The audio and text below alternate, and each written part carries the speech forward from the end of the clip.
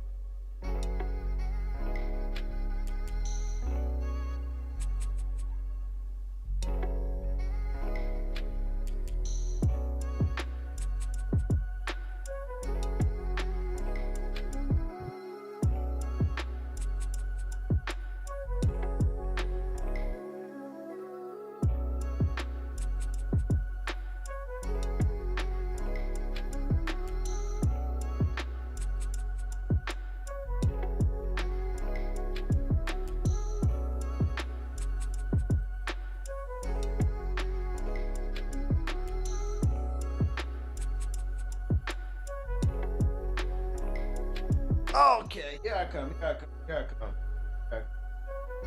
I'm coming.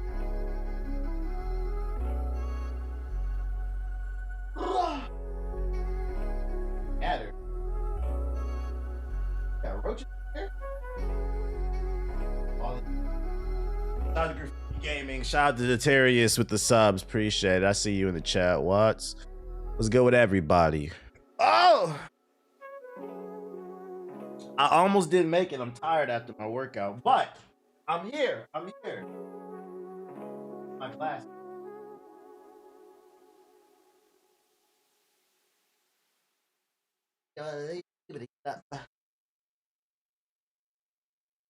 Okay.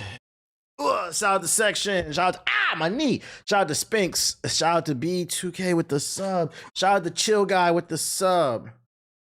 He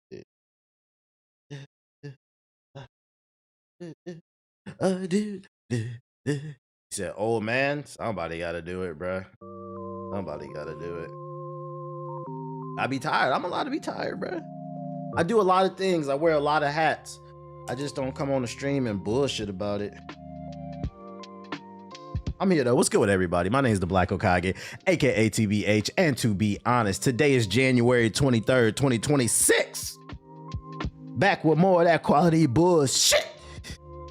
And of course, I'm joined by the very handsome Akamaru Didagu. Say hi. Oh, what a good guy. What a sweet guy. Very smart, very handsome. Still the fastest dog on the block. Still the most handsome. You could be a model. You could. We can make a lot. He don't want to be a model. We can make a lot of money together. Yo, shout out to Notorious with the sub and shout out to Gree. Shout out to CJ with the super chat. He said just wanted to show some support. I appreciate you, big dog. What's the demographic on a PS4 Peon? It crosses all age groups, man. It's not one particular. It's more of a mindset. Yo, shout out to Ham Chop with the sub. Appreciate you. All right, let me turn this joint down. Hopefully everybody's feeling good, feeling great. Also, if anybody's in Texas, hopefully y'all staying safe. I know it's supposed to be a storm coming. I don't know if Ted Cruz is Ted Cruz in the state? If he left, get that generator because that's always a bad sign. But stay safe out there. Why did Twitch not say we got a lot to talk about? My Twitch did say I think I put that as it. Yeah, we got a lot to talk about. It's a Friday and we surprisingly got a lot to talk about, mainly because I didn't stream yesterday. But even for the end of the week, still, like, there was a bunch of news articles that came out today. Shout out to Losi Club with the super chat. I'm snowed in for my birthday. I'm chilling. I got you. We got a lot to talk about today. The only thing is, I don't know what I want to play. Like, I thought about maybe booting up Silk. Like, I'm not in the mood to play them Expedition 33 bosses and sweating.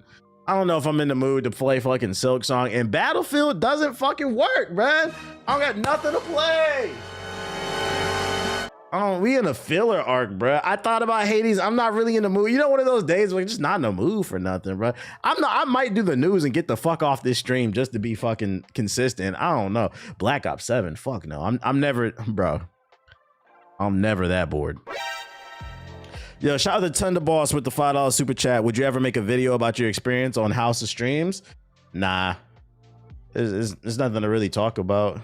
Yo, shout out to DJ Carr with the sub. Appreciate you. It's reality TV. They flew us out, put us in a mansion. They take your cell phone when you're on reality TV, so you can't talk to anybody. I mean, I figured a way to get around that, but I'm not gonna tell y'all. But they do give you a phone, but it's a phone from the producers because they want to track what everything you're doing and making sure you're not leaking info, basically. But other than that, you got to see it live because it was also live streamed. Yo, shout out to Straw Hat with the sub and Cyber King. You interact with people, you do activities and stuff like that. What I do know is, like, that's probably the first and last time I'll do that. Like, reality TV is not for me because you got to be on camera 24/7. Here's the little tidbit that I'll give you. I already knew it wasn't for me, but I just wanted a free vacation to Italy or Malta. Shout out to Cyber King. I knew it wasn't for me because, like, usually around 4 o'clock every day, the only place there was like cameras all throughout the mansion. The only place there wasn't cameras was in our bedroom and mics. So every day around like 4 o'clock, I would just go in my bedroom and take a nap from like 4 to 8 o'clock.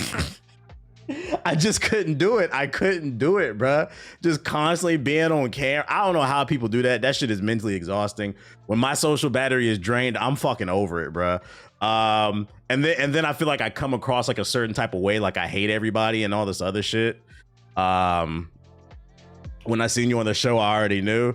I was just like, I hate all y'all. Like, I like my space. I like my space. And then, yeah, that was kind of the gist of it. If you want like a juicy scoop, I'll give you a juicy scoop about the show. He's talking about the House of Stream show. If you want a juicy scoop, the dude who I was roommates with, I found out right before we finished filming.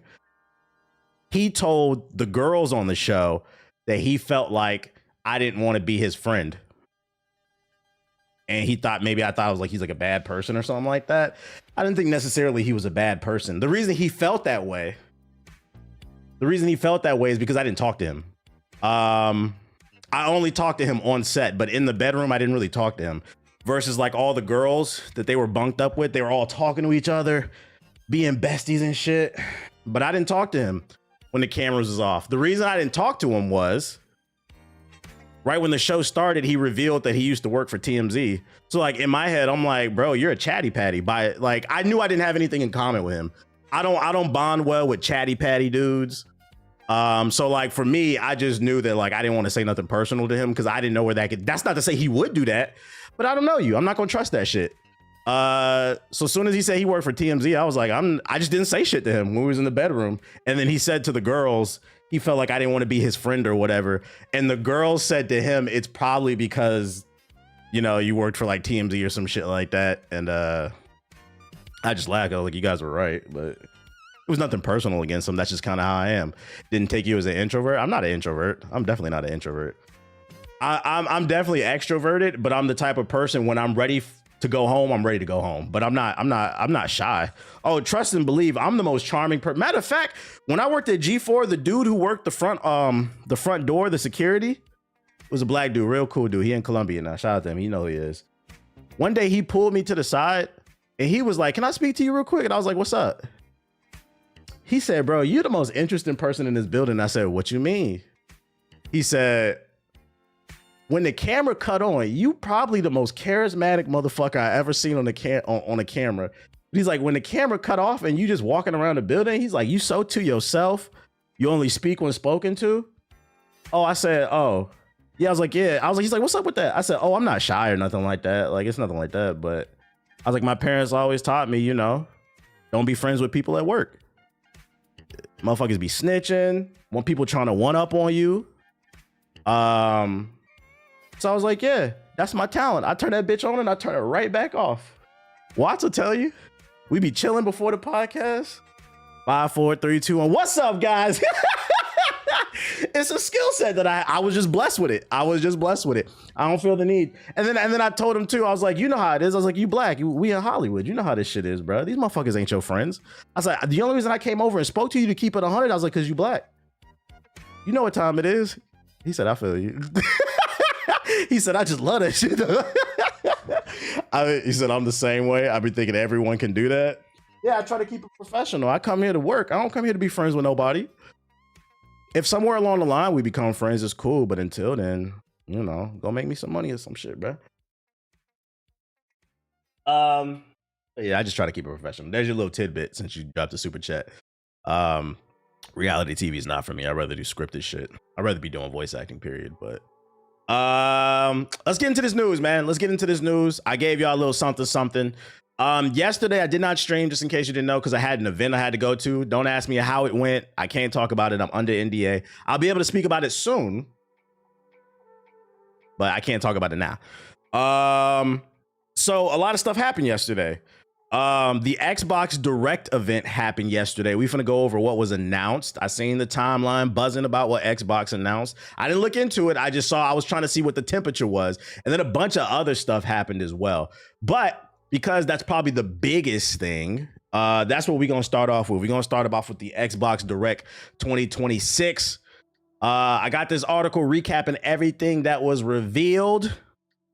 So let's talk about it, man. Let's talk about it. GTA 7 announced. Fuck no. Developer kicked off. I cannot talk. Developer Direct kicked off 2026 with new gameplay and developer insights for 4 games coming to Xbox, all of which players can enjoy this year. That's what I like to hear. The development teams at Playground Games, Game Freak, and Double Fine showed off Fable, Forza 6, Beasts of Reincarnation, and a surprise announcement, Killing. Each brought extended new footage, looks behind the curtain, and of course, information on whether you'll be able to play the games yourself. All the games in our show are Xbox Play Anywhere, meaning you can buy them through the Xbox or the Windows Store. I don't know anybody who willingly wants to do that. They're yours to play on a PC, Xbox, or supported gaming handhelds at no additional cost. And you can pick up where you left off with all your saves, game add-ons, and achievements. Here's a summary of everything you need to know from the Direct. All right, so first things first is Beast of Reincarnation. The Direct was a big W. Okay, that's what I like to hear. Yeah, let me know in the chat. What was the sentiment? Who watched it? Was it a W or a L? Beast of Reincarnation is launching this summer and available day 1 on the Xbox Game Pass Ultimate. Okay, that's a W. It promises an unforgettable blend of action, strategy, and mystery. Game Freak. Oh, this is that game they announced a long time ago with the shitty frame rate that we haven't seen since. A big W. Okay, everybody in the chat is saying a big W. Okay. Shout out to Xbox. Okay. They got all this. Yeah, wait, there's no fucking trailer. What a fucking trailer for this? Is there a trailer for this? Am I bugging? Piece of Reincarnation. Please tell me they showed gameplay for this. There was. Let me go on YouTube, see if I can find it. Beast of Reincarnation. Okay, here's the 10-minute demo. Shout out to GameSpot for re-uploading it. Why would Xbox not? You included every other trailer, but not this one in the fucking in whatever, dude. Anyways, all right. Damn, this joint 10 minutes. All right, let's check it out. Because we got a bunch to go through, I'm probably gonna put this on 1.2. We're gonna have to speed this up a little bit. So if your brain can't keep up, I don't know what to tell you. Put the iPad down. Get off TikTok.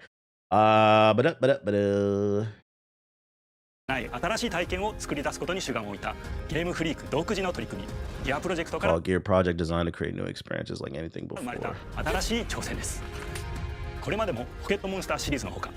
We have brought forth various titles. Giga Wrecker. I'm not gonna lie, Giga Wrecker sound like a racist sexual term. Like, yeah, dude's a Giga Wrecker, bro. Like, what the fuck are you talking about? All right, this is moving a little too fast. Let me turn this down. 1.15. It's a truly new experience.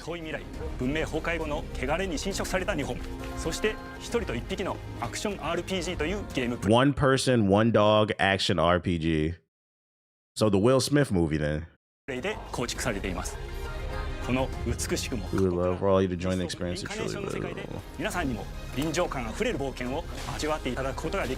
Actually, hold up, because I'm sorry I'm doing this. I want to see the frame rate. Did they improve the frame rate? I can't tell when I got it sped up.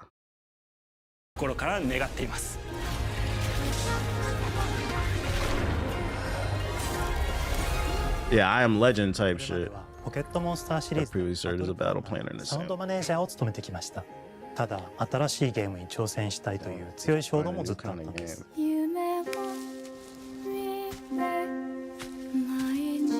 Can I say it's actually like insane to see? I remember an era where like the Xbox was known for only having European produced games, and they would always lack Japanese developers on the platform. So it's actually like mind boggling to watch a press conference and seeing the developers not only produce their games, but actually speaking in Jap. Like, I never thought I would see this world. They still don't sell Xboxes in Japan, but like, it's cool to see the worlds colliding.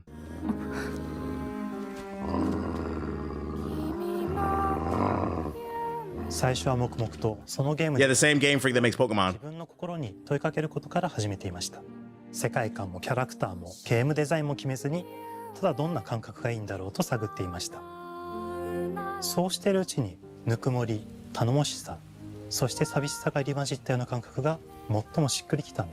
Warm trust and loneliness.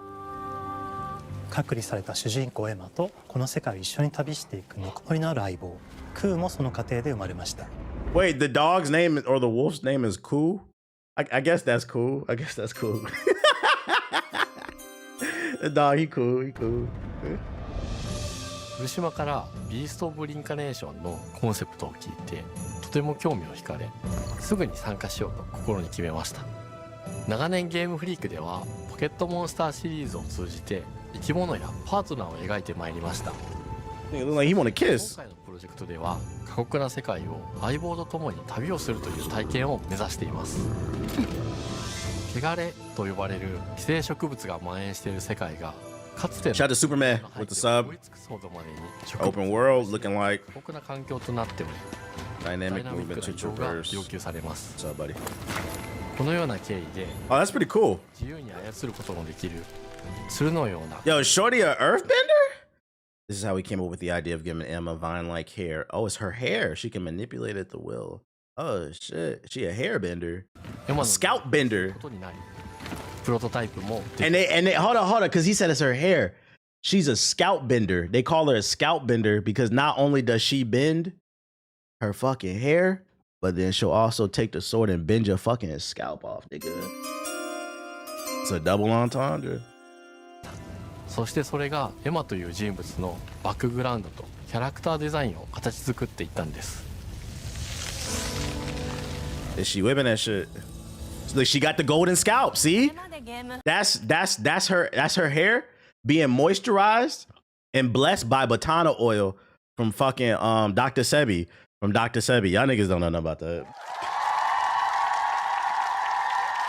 フリークは動植物や自然と That rare earth mineral, the Earth Tree scalp. 自由に変えられて武器のように鋭くなりつつも美しい、そんな中核 Become as sharp as a weapon while still retaining を beauty. 選びました。ただ Okay, we're gonna have a shaky camera. It's looking like, oh lord, big ass 遊 enemies. びにも植物を取り入れました。しっくりとくるモチーフを見出し、ゲームデザインとモチーフを紐付けることはポケットモンスターシリーズの開発を通じて培ってきた。 They learn from the Pokemon series. モチーフが決まった段階でコンセプトアーティストの幸田一馬さんご協力のもと、この世界のビジュアルを形作っていくこと。 It's very interesting that they're bringing up their Pokemon development history during this because, like, now I'm starting to wonder, did Game Freak lack? Because I always thought Game Freak only made Pokemon because that's all they were capable of making, right? But maybe it wasn't a lack of talent and maybe it was Nintendo holding them back. Because keep in mind, Nintendo's the one that's putting the bill for these Pokemon games, right? And what if there's a world where, like, Nintendo's like, they go to Nintendo like, yo, we want to make this game called Beast of Reincarnation for the Switch 2, but we need somebody to foot the bill for the development. Man, get back in the kitchen and make that fucking Pokemon. Because, like, why would you go to your op to get this game made? にしました。 Is Nintendo stifling creativity? 自然に支配される世界の舞台として日本がぴったりだと考えました。 The world is beautiful. 日本の昔から続く山々に囲まれた自然豊かな風景と SF が入り混じった世界をエマとクーが歩く姿を自然にイメージできました。さらに植物をモチーフとした重要な存在として植物と動物が Which are creatures fused with plants and animals. 腐食体も出来上がっていきました。 Eh. 腐食体のデザインは We decided to work with 私が注目してい digital た artist who デ work ジ was タルアー interested ティ in ス at the トの time. 森田裕樹さんにお願いすることにしました。世界の舞台 While は building the world stage, we also crafted the story of 空 it. の Man. 物語 Cool. を作り上げていきました。ストーリーの舞台は西暦4026年 Takes place in 4026. に発 Okay. 生した汚れという名の寄生植物の影響で This is long after Trump just collapses the entire global economy. This is all we have left, man. 人類の大半が消滅した後の世界です。 Shout out to Superman. エマは腐食体を狩り、その汚れを自分の体に封じ込めることができるという Y'all said the frame rate was smooth. This is the second time I've seen it drop. It's still a little, it's definitely better. I will say it's better, which is promising because we still probably got time before the game comes out. But it's still a little shaky. I'm still sleeping with one eye open. This is the second time I've seen it drop. 能力を持っています。ただそれがゆえにエマは恐れられ、人々が住むコロニーから隔離され暮らしています。エマと彼女の相棒となるクーは日本の東の地で出会います。 What up, Bryce? そのクーの目的がこのゲームの謎の一つでもあります。 I definitely said the performance was still bad. Oh, I missed your comment. My bad. Most people in the comments said it was good. I think one of the reasons too why we need to be super sus about the performance on this game is, keep in mind they've been making Pokemon for the last 30 years. And when they made Pokemon on the Game Boy and the Game Boy Advance, they were optimized, but they were very easy and simple games, very simple turn-based games with just pixel art. When they jumped to that Switch and that Switch 2, them frame rates been dropping. And even still, like, the modern Pokemon games are not super graphically intensive games, and them games still run like shit. So this will be like the first game that I know of where Game Freak is crafting a beautifully graphically intensive open world. And I think it's okay to be sus, because we never seen them do this. 分かってる。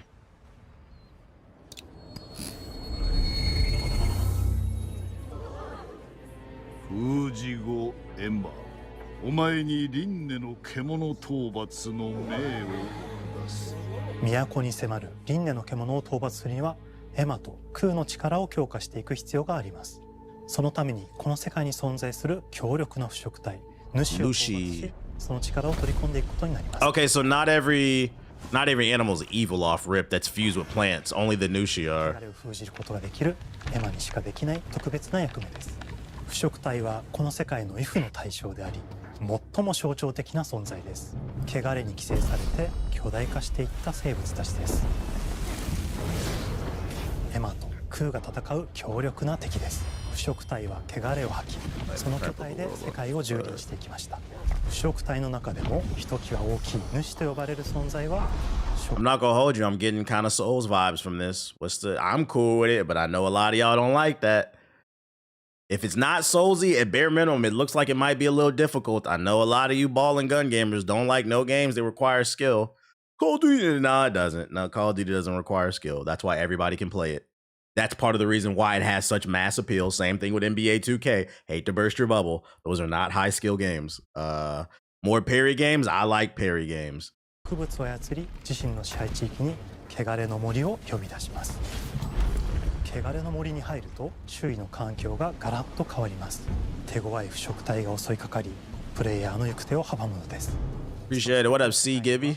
ゴーレムというもう一つの勢力があります。 There's more factions. ゴーレムは過酷な世界を生き残るため、かつての人間が魂を機械の The parry mechanic looks real responsive. 2000年の間に We like that. We like that. 戦闘技術を身につけましたが、一方で魂は劣化してしまっていて暴走しています。 The block and parry gamers eating good. shout out to the block and parry gamers, man. The wand and potion gamers eating, the ball and gun, the fucking block and parry, everybody eating, boy. Oh shit. エマとクーはさまざまな人物と出会います。長い旅をサポートするブラッド、カグラであったり、あとはクナイというエマと同じように腐食体を連れた剣士とも巡り合います。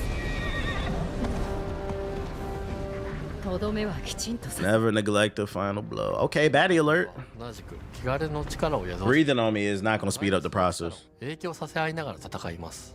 例えばエマが敵の動きを見極め攻撃を受け流すと空に力がたまり開花技という強力な What the fuck? First of all, that parry mechanic looks very satisfying, and then he's saying allowing her to unleash powerful techniques known as blooming art.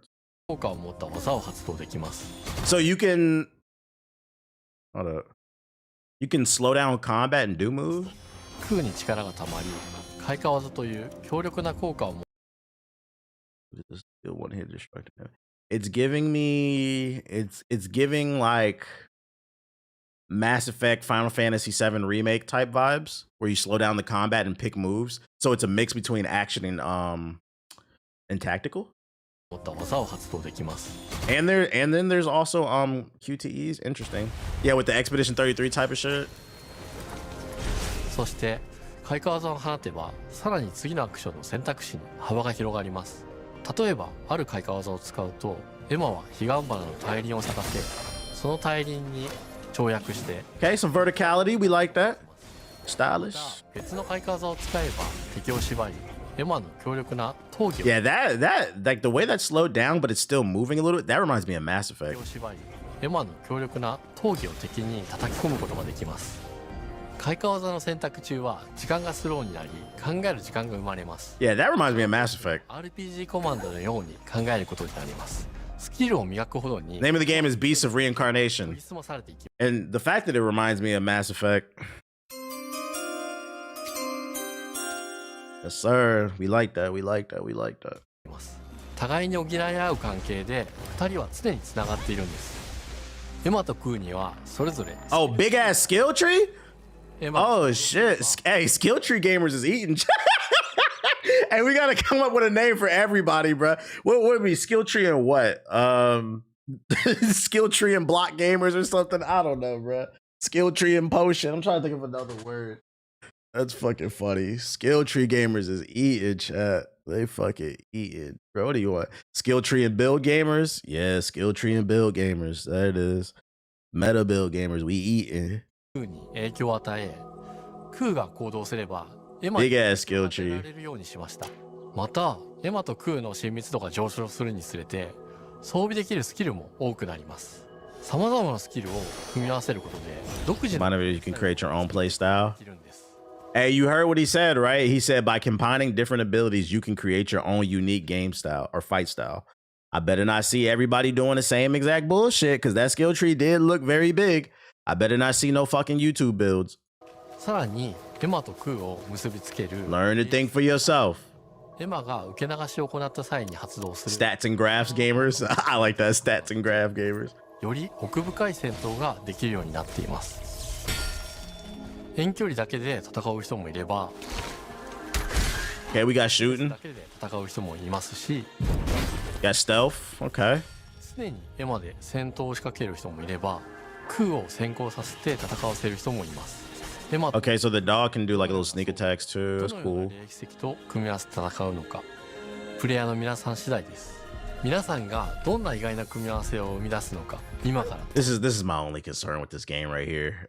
Besides the frame rate, this shit looks good. Besides the frame rate, like how open is this? I'm hoping it's semi-open world. It's kind of hard to tell because the areas look big, but then they don't look that big. I'll take semi-open world, but like, oh my god, please not full-blown open world with shit all over the map, please. とても楽しみです。 There's a little something to explore. Like you know what's a good happy medium for like open world versus linear games is I haven't played the second one, but the first one, the Outer Worlds. Anybody who's played it, the Outer Worlds has just enough for you to explore and wiggle around, but like it was never super overwhelming, and you always knew where to go. Like I feel like that's the nice sweet spot. I hope that's what this is. 汚れに追い尽くされた美しくも過酷な新たな世界。企画構想から6年間。私たちはこの世界に数えきれない秘密や奥深い魅力を散りばめることに全力を注いできました。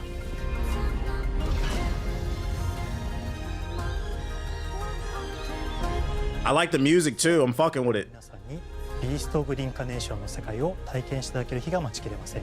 本作は今年の夏 Xbox、PC そしてプレイステーション Stellar Blade type zones. Yeah, Stellar Blade did it good too. Yeah. ビースト・オブ・リンカネーションは発売初日から Xbox ゲームパスでプレイ可能です。ぜひウィッシュリストにご登録ください。ゲームフリークが挑む渾身の新作、どうぞご期待ください。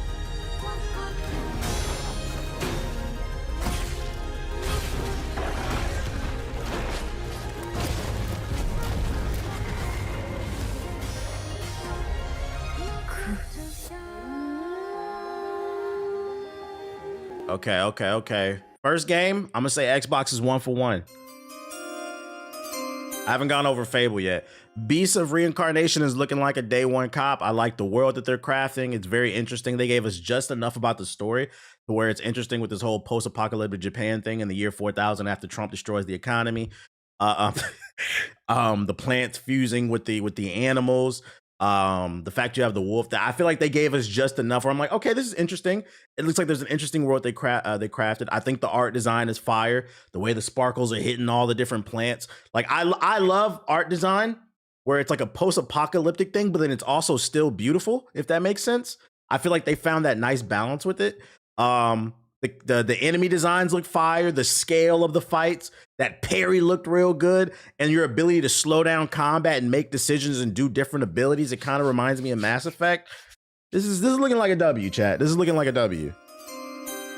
Yeah, the music is fire as well. My only concern is that frame rate.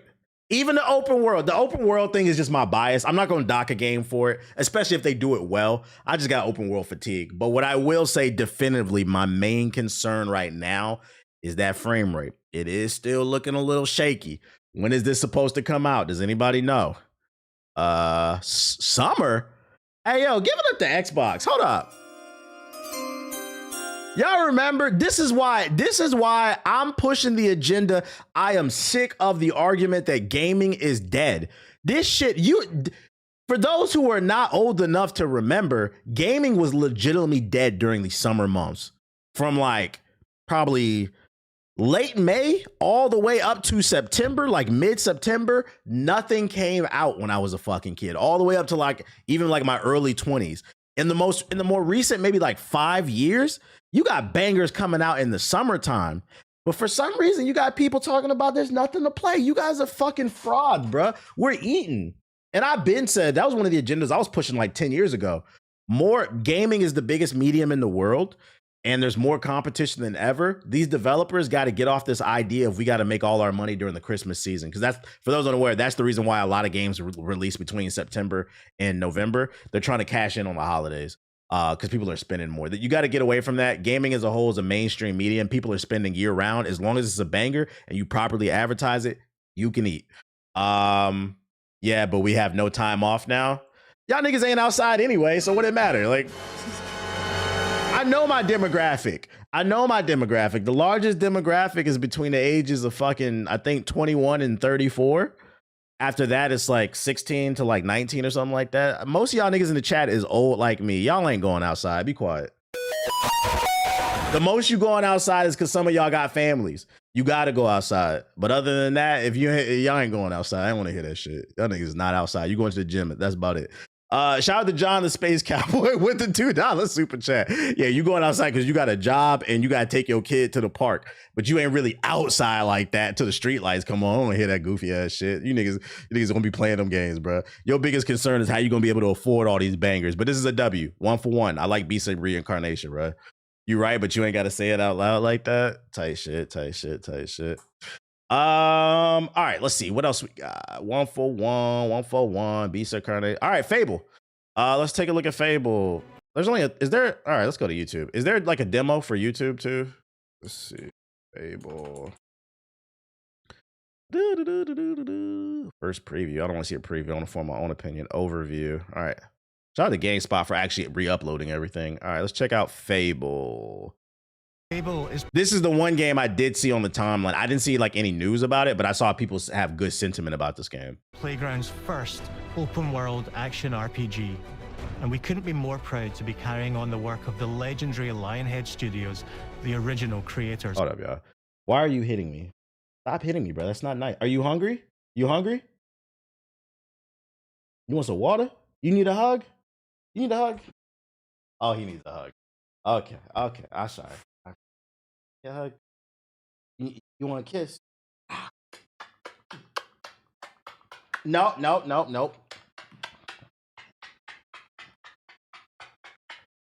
You good? Thank you. Okay. Of the franchise. And getting text. A new beginning. I think what we're making is really faithful to the spirit of the classic Lionhead trilogy that we all love. At the heart of our game is a simple, recurring question. What does it mean to you to be a hero? Our type shit. Choices and their consequences. It's packed with action, drama, British humor, moral dilemmas, and quite a few. Ooh, I don't know how I feel about that, chat. British humor. I'm gonna be honest. British niggas are only funny unintentionally. You guys are not intentionally funny. I know humor is subjective, but I'm gonna be honest, on the global stage, I feel like Americans got humor on lock, especially Black Americans. Come on, y'all. Often imitated, but British humor, from my experience with a lot of, and I'm hoping they stick this landing. I used to work with a British dude, and then I got friends of friends that are British. A lot of British humor is just really dry and you're rude to each other. You guys just call each other cunts and shit. But like, I'm not saying there are no clever British comedians. I just don't know any. Maybe I'm not exposed to them. But like a lot of what they say is just like edgelord shit with a British accent. And they think it's funny. Like I don't really get it. Like I said, the funniest thing about British people is the unintentionally funny shit. Like y'all rap music, what y'all call cigarettes. I'm not gonna say I'm not gonna say it on stream, but look up in the UK what they call cigarettes, bro. Like, y'all, your food's pretty fucking funny, bro. For those unaware, the United Kingdom, there are 80 nations on Earth that have an Independence Day from the United Kingdom. They colonized 80 nations and don't use no herbs and spices. What's that about? Another thing I find funny about British people, y'all love to brag about how Americans don't have free healthcare. And I'm not gonna lie, y'all got it. Y'all got it. It is fucked up over here. We still trying to figure it out. But on the flip side, British people got free healthcare, but all y'all teeth is fucked up. What's that about? What's that about? You can go to the dentist for free and both your teeth go on the other. I don't understand it. I don't understand it. But that's not that's just some examples of what I mean when I say British people are funny, but it's for all the wrong fucking reasons. But anyways, that's a red flag for me. I know some of y'all might not think about that shit, but that's what I be thinking about. Anyways, let's keep it moving though. Chickens. All of this combines in a fairy tale which could only be fable.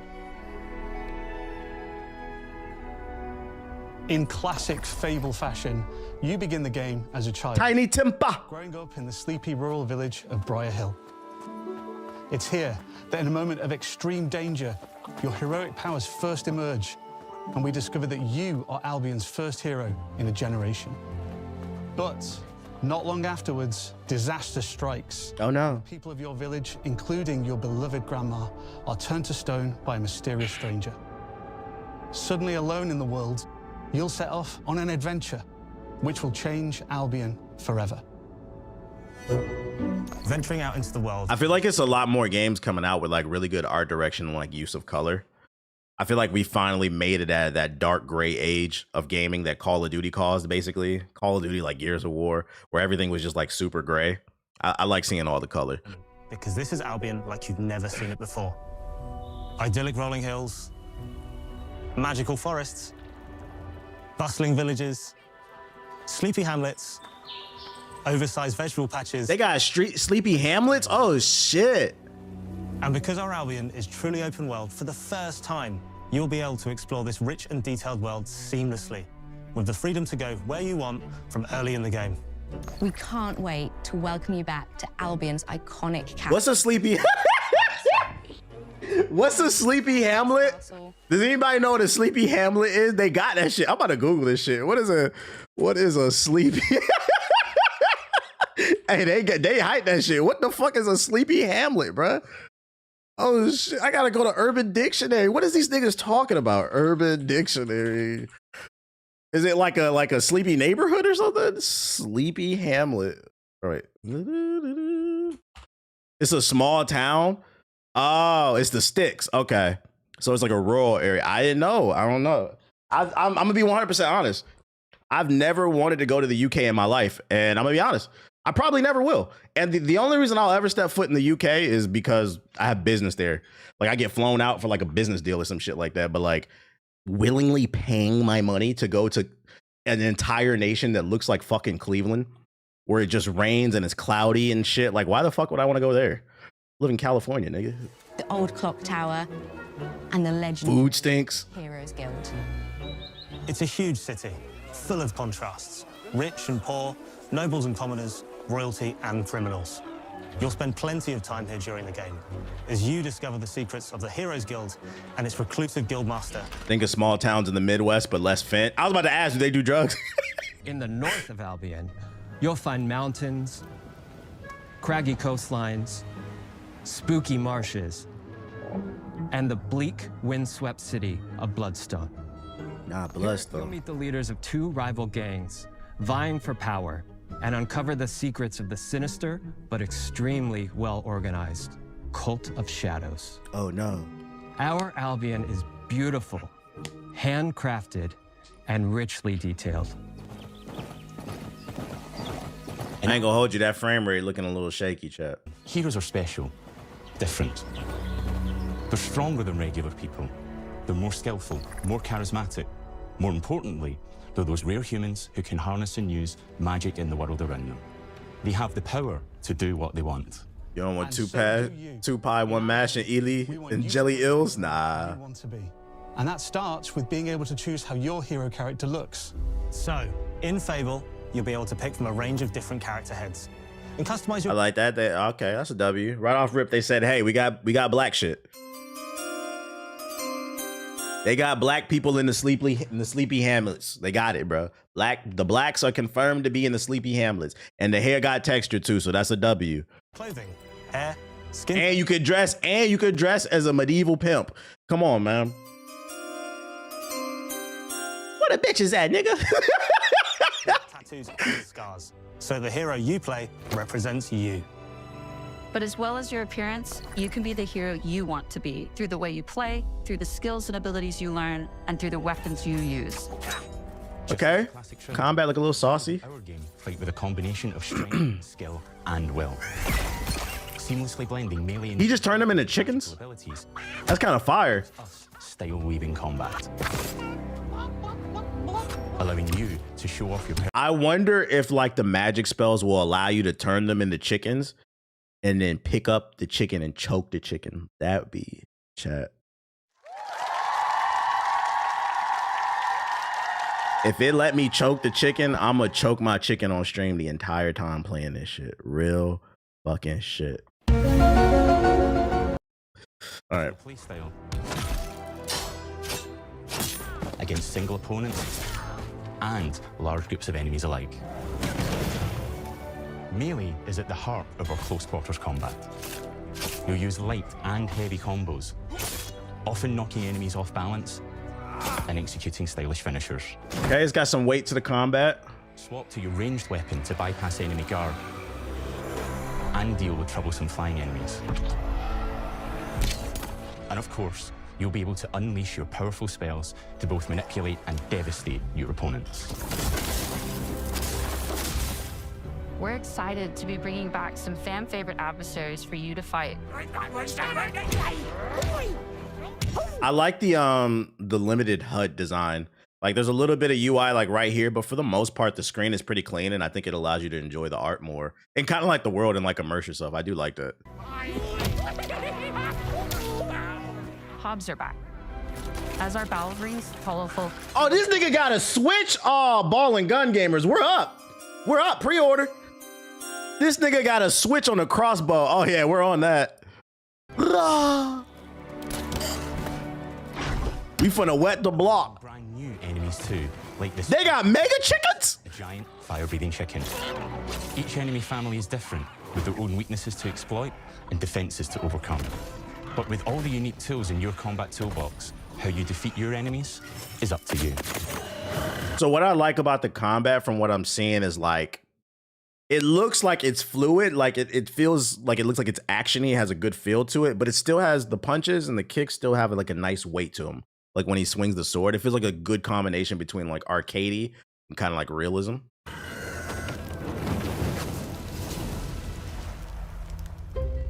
But there's more to being a hero in Albion than fighting. So much. Runneth my fade. When we talk to people about their favorite memories of the original games, so many of their stories were about the stuff you can do. Yeah, potion and wine gamers is eating. The normal, everyday stuff which happened when you interacted with the people of Albion. For me, what I remember most vividly are the inhabitants of Albion and the things you can do with them or to them. The crazy thing about the classic Fable games was that in the middle of a sprawling RPG was almost a complete other game where you could just mess around with the villages and townsfolk. And we've built that same experience in the middle of our game too. Buying a house, getting a job, making some money. Romancing a villager, getting married, having kids. Fancy a date? Perfect. You can get to know me better. Spelling potion gamers, stand up, you know it. Hey, you can make Fable babies. Who gonna make a Fable baby? Go ahead and make you a Fable baby, because you know you ain't gonna make a real one, nigga. You gotta have sex to do that, and it's no sex before marriage. Buying every house in Albion. Buying every business in Albion. Getting rich. Marrying a bunch more people. Having a bunch more kids. Probably getting what? Along the way for good measure. And this game. What the fuck? Is this the first game ever with a mechanic where you can make we're gonna call it the Brady Bunch mechanic? No, you right. We're gonna call it the Nick Cannon mechanic, Is this the first game ever where I can have 15 kids? Because I'm not gonna lie to you, chat. Just for the jokes, I'm about to fuck every chick in the village, bro. We're gonna have 20 kids in my fucking we're gonna have 20 kids in my fucking family, and we're gonna put them in my party, and we're gonna go on an adventure together and slay a dragon as a fucking family. That's crazy. Let's go. The Nick Cannon mechanic. Hell yeah. Kids. That's different. That's what I like to see. Forced along the way for good measure. And this game within a game is unique to Fable. It's systemic, interconnected, and you see the ripple effects of the things you do everywhere you go.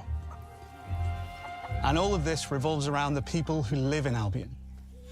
Nah, it can't be called the Elon Musk mechanic because Elon Musk, he be doing weird shit. Like, it ain't the Elon Musk mechanic. Nah, that nigga he ain't really active.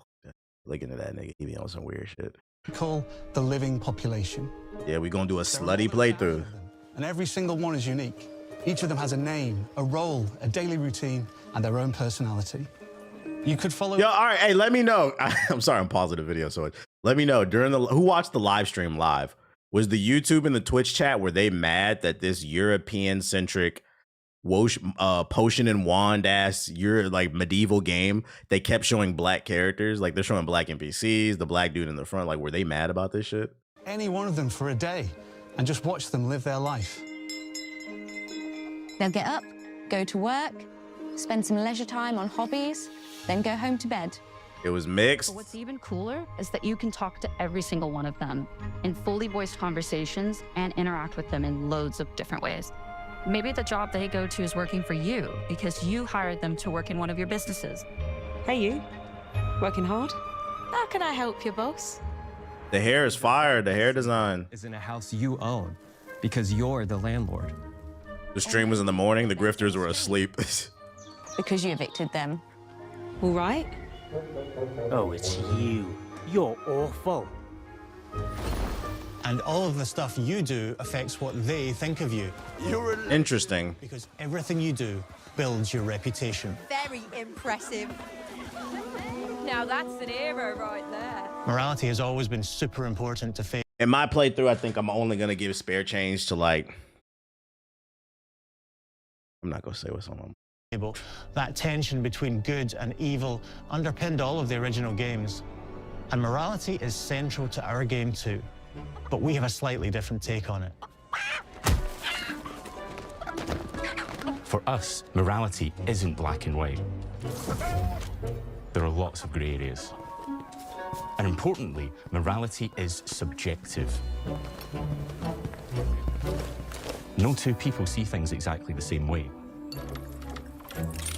So you could just buy people's property? Yo, people who are corporate cocksuckers, like, really, you guys might really like this movie.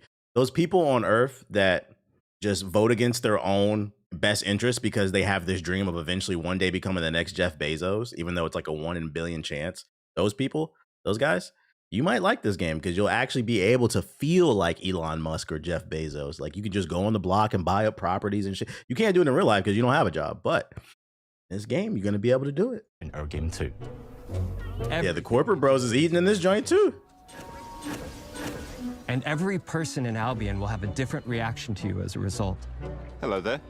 Yeah, we get it. Do I know, if I never played the first 3 Fable games, what I need to know? I haven't played them either, so I can't speak. But I think this is a reboot of the series, so I don't think you had to have played the past games. They'll remember things you did directly to them. They'll love you or hate you for the choices you make. And they will always tell you why. It's a reboot. Usually from a safe distance. So it's a good starting point. Our game will never judge you. That's fire. Loudly. Oh, I'm about to do a straight asshole playthrough, and if the entire city hates me, I don't care because I'm gonna make sure I have the crossbow with the switch on it. Somebody in the YouTube chat said this shit is boring. I don't understand how you niggas can only play 2K and Madden and then look at this and be like, this is boring. They're literally not only does it have fire combat in it where you can do magic and swing swords and fight big ass monsters and turn niggas into chickens. You could buy up property. You can treat people however you want. And it affects your outcome. It's a choose your own adventure. They'll be like, this shit boring, bro. Why are you in my stream? Why? Imbecile. Just go play 2K. Your reputation is created by the choices you make. Go buy another Zen, which we're going to talk about in a little bit. Go buy another Zen. And you are going to make a lot of them. big choices, little choices, moral choices, and some choices that will actually change the landscape of Albion for the rest of your game. We call this idea, your choices change the world. Let's give you an example. Early in the game, you'll meet a character named Dave, an egotistical gardener in a rural village who discovers a magical grow formula.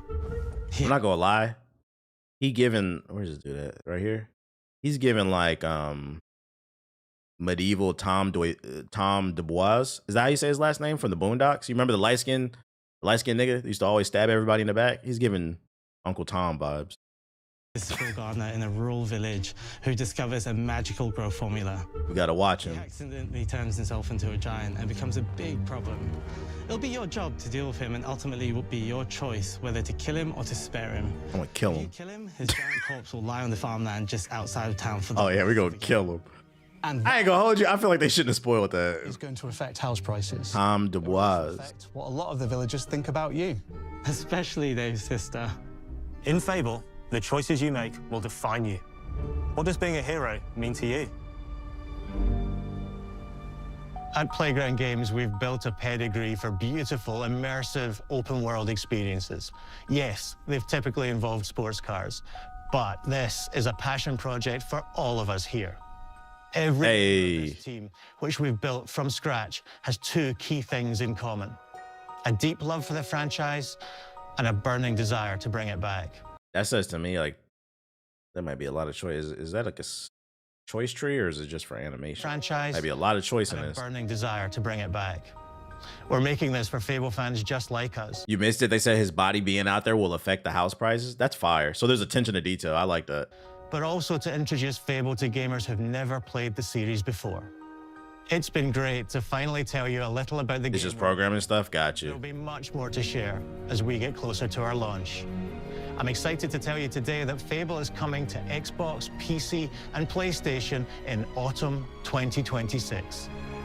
From all of us here, thanks for watching. Ladies and gentlemen, Xbox is 2 for 2. Another banger. It's looking like no PS4, no PS4. Sorry. This is looking like a day one cop. This look fire.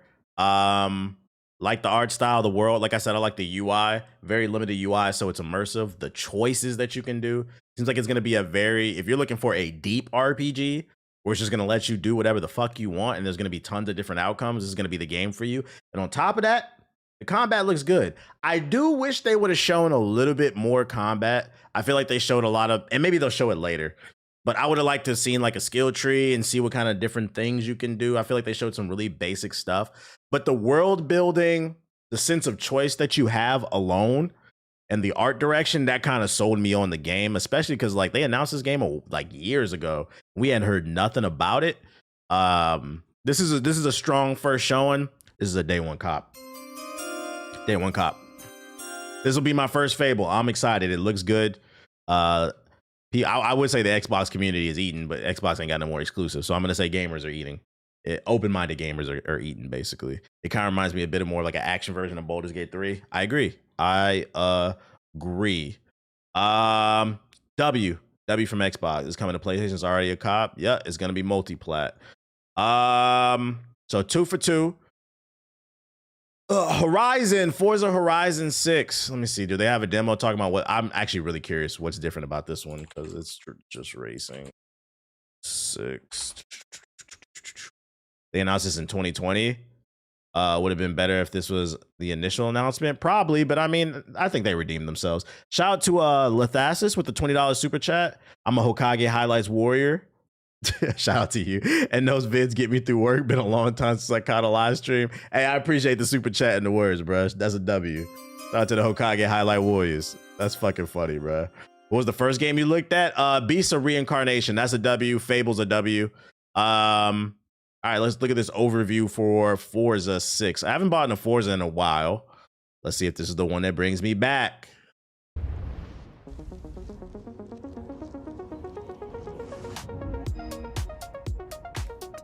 Welcome to this world-first look at Forza Horizon 6.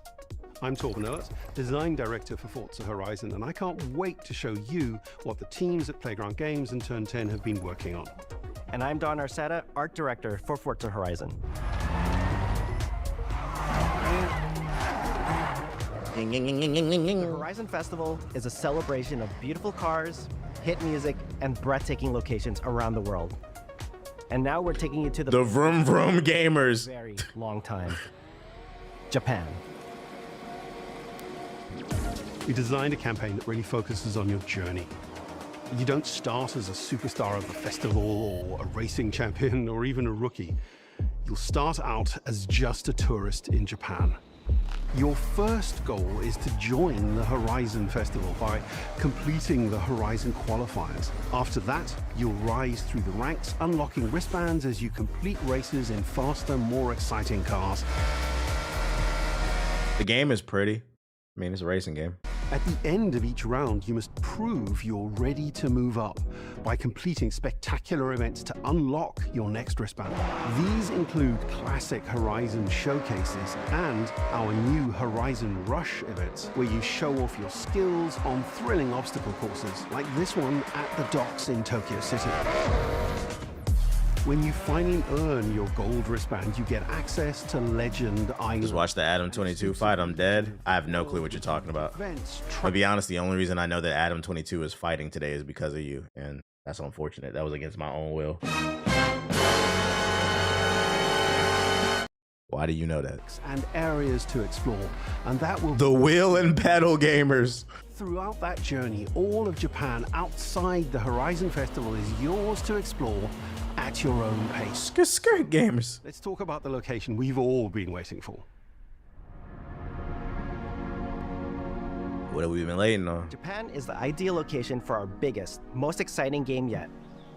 Full of beautiful landscapes and stunning contrasts of rural and urban, modern and traditional.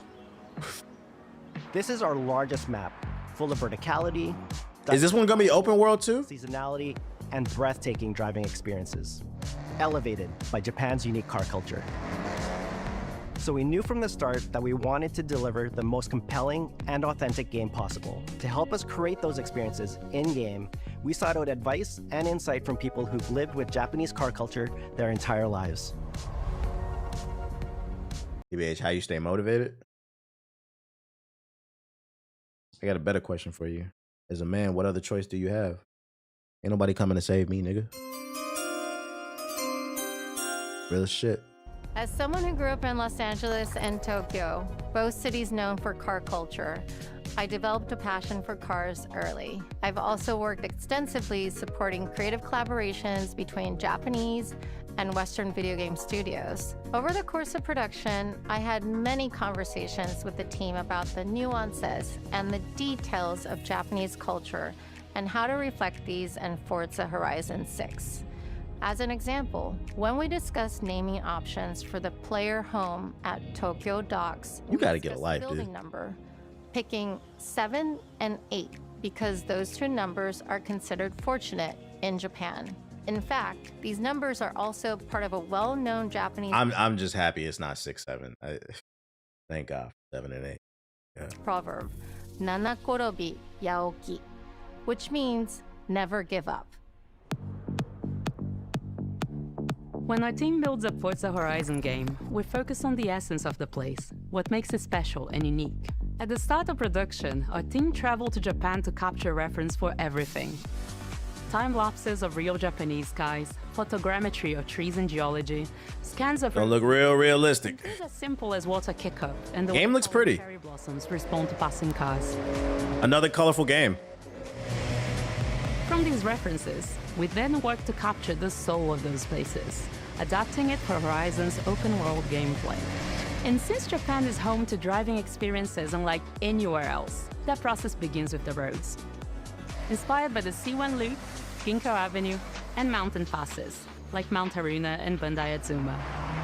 Then we layer in the details around them, creating a world where every road leads to discovery. For this, Never any people in these games. It's about the racing, that's why. our Tokyo city is 5 times larger than anything we've designed before, with multiple districts, each with a unique identity. We work to create a city where every road, I like the level design. That's fire. every corner, and every shortcut is fun to drive and a delight to explore. It'll be fun to explore. In Japan is dramatic, and these changes are widely celebrated in local culture. We've captured that in games so that you'll see those changes reflected in the world around you as you explore. That sense of exploration is at the heart of the game. Everything you find on your road trip in Japan is something for you to collect. Cars, houses, landmarks. Another pack year for gaming. Pray for my wallet. Real shit. In your adventure journal. Japan's car culture is one of the reasons we've been so excited for this location. And Forza Horizon 6 will feature more than 550 cars at launch. Those cars will have new body kits. Racing fans, skirt gamers, pedal and racing wheel gamers. Is 500 and whatever cars, is that a lot? I don't know. I haven't played Forza and Forza maybe 3 or 4 or something like that. Is that a lot of cars? I don't even know. So we're satisfied with that? We're satisfied. It's a good amount. It's hella cars. Okay. That's a W. That's a W. New Forza Aero, and the ability to paint liveries on windows. We've also fully overhauled our roster to be better balanced across all performance classes, from D to our new top-end R-Class for track-focused cars. That's a pretty-ass car. We've improved how each car is affected by the world. For example, with new cosmetic tire wear, so each car responds authentically as you rack up the miles on those iconic Japanese roads. With more cars on day one than ever before, we've also created new ways to expand your car collection as you explore. Parked on driveways around the world, you'll encounter our new aftermarket cars. They're always bargains and include some extremely rare and unique. Somebody in the chat said this nigga's voice is soothing. I'm glad you're enjoying it. That's such a random comment, bro. I think he's a Kiwi. I don't. He might be Australian. I think he's a Kiwi though. He sounds like it.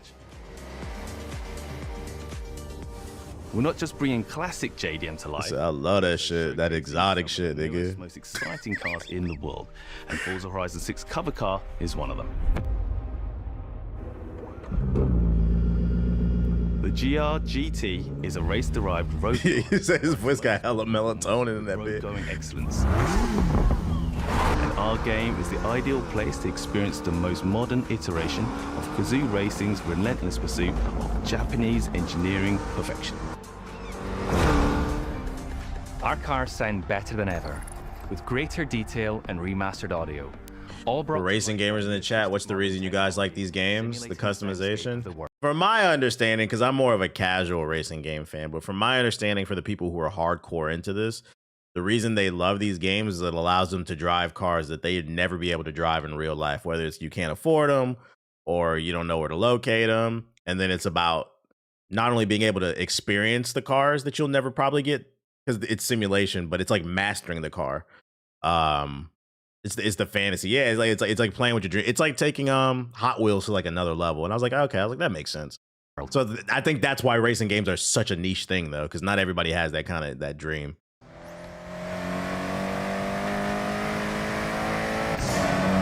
It's becoming one with the car. I don't know why that's so funny to me. This nigga said, I'm trying to become a transformer, bro. Like Optimus. I'm trying to become one with that bitch. Trying to find an all-sparker.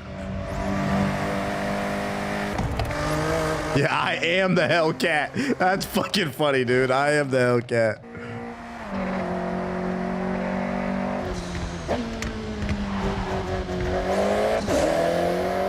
Music is a huge part of the Horizon Festival, and we're curating a diverse track list from around the world, including exciting Japanese artists, so you can choose your perfect soundtrack, whether racing, cruising. You can say not everyone has that drive. Real shit. The visual contrast of our map, we've captured extensive field recordings across all 4 seasons in Japan, creating a rich and truly authentic world for you to experience. In Forza Horizon 6, you'll have... Would I be an Autobot or a Decepticon? If I had the choice, I'd be a Decepticon. Not because I want to be evil, but more so I just want to be... I would want to be a Decepticon who works their way up to like... not like Megatron, the leader, but like a capo. You know, like a lieutenant, a underboss. Because I want to be able to sit at the table with Megatron and Starscream and all of them, because Starscream is my favorite character. So basically, I just want to be close to Megatron and Starscream and the rest of the game, just so I can see Megatron abuse Starscream like like up close and personal and shit. But it's like whenever it comes time to do a mission, like they want me to fucking blow up a building and shit, I'll probably be like sick or something. Like, yeah, I got a doctor's note, I can't do it, Megatron. Features that let you make a I just want to see the fucking jokes up front. Our new Can't do it. I can't do it, Megatron. I got a sick note. You'll find one of these at every player house, big enough for multiple cars, where you can freely decorate the entire space. And when you're done, you can invite... You got a mechanics appointment, yeah. But the ultimate place to express your creativity is the estate. This mountain valley starts off completely empty and overgrown, but once you unlock it, you can build and decorate directly in the open world here. I appreciate you always choose the asshole options in games. I never had a heart to do it. Well, it's fun. I feel like games are supposed to be fun, so like it doesn't make sense to me unless I'm doing a second playthrough when I want to see that different storyline. It doesn't make sense to me to, if I have the option to save the world and be an asshole at the same time, why not? It makes the story more interesting.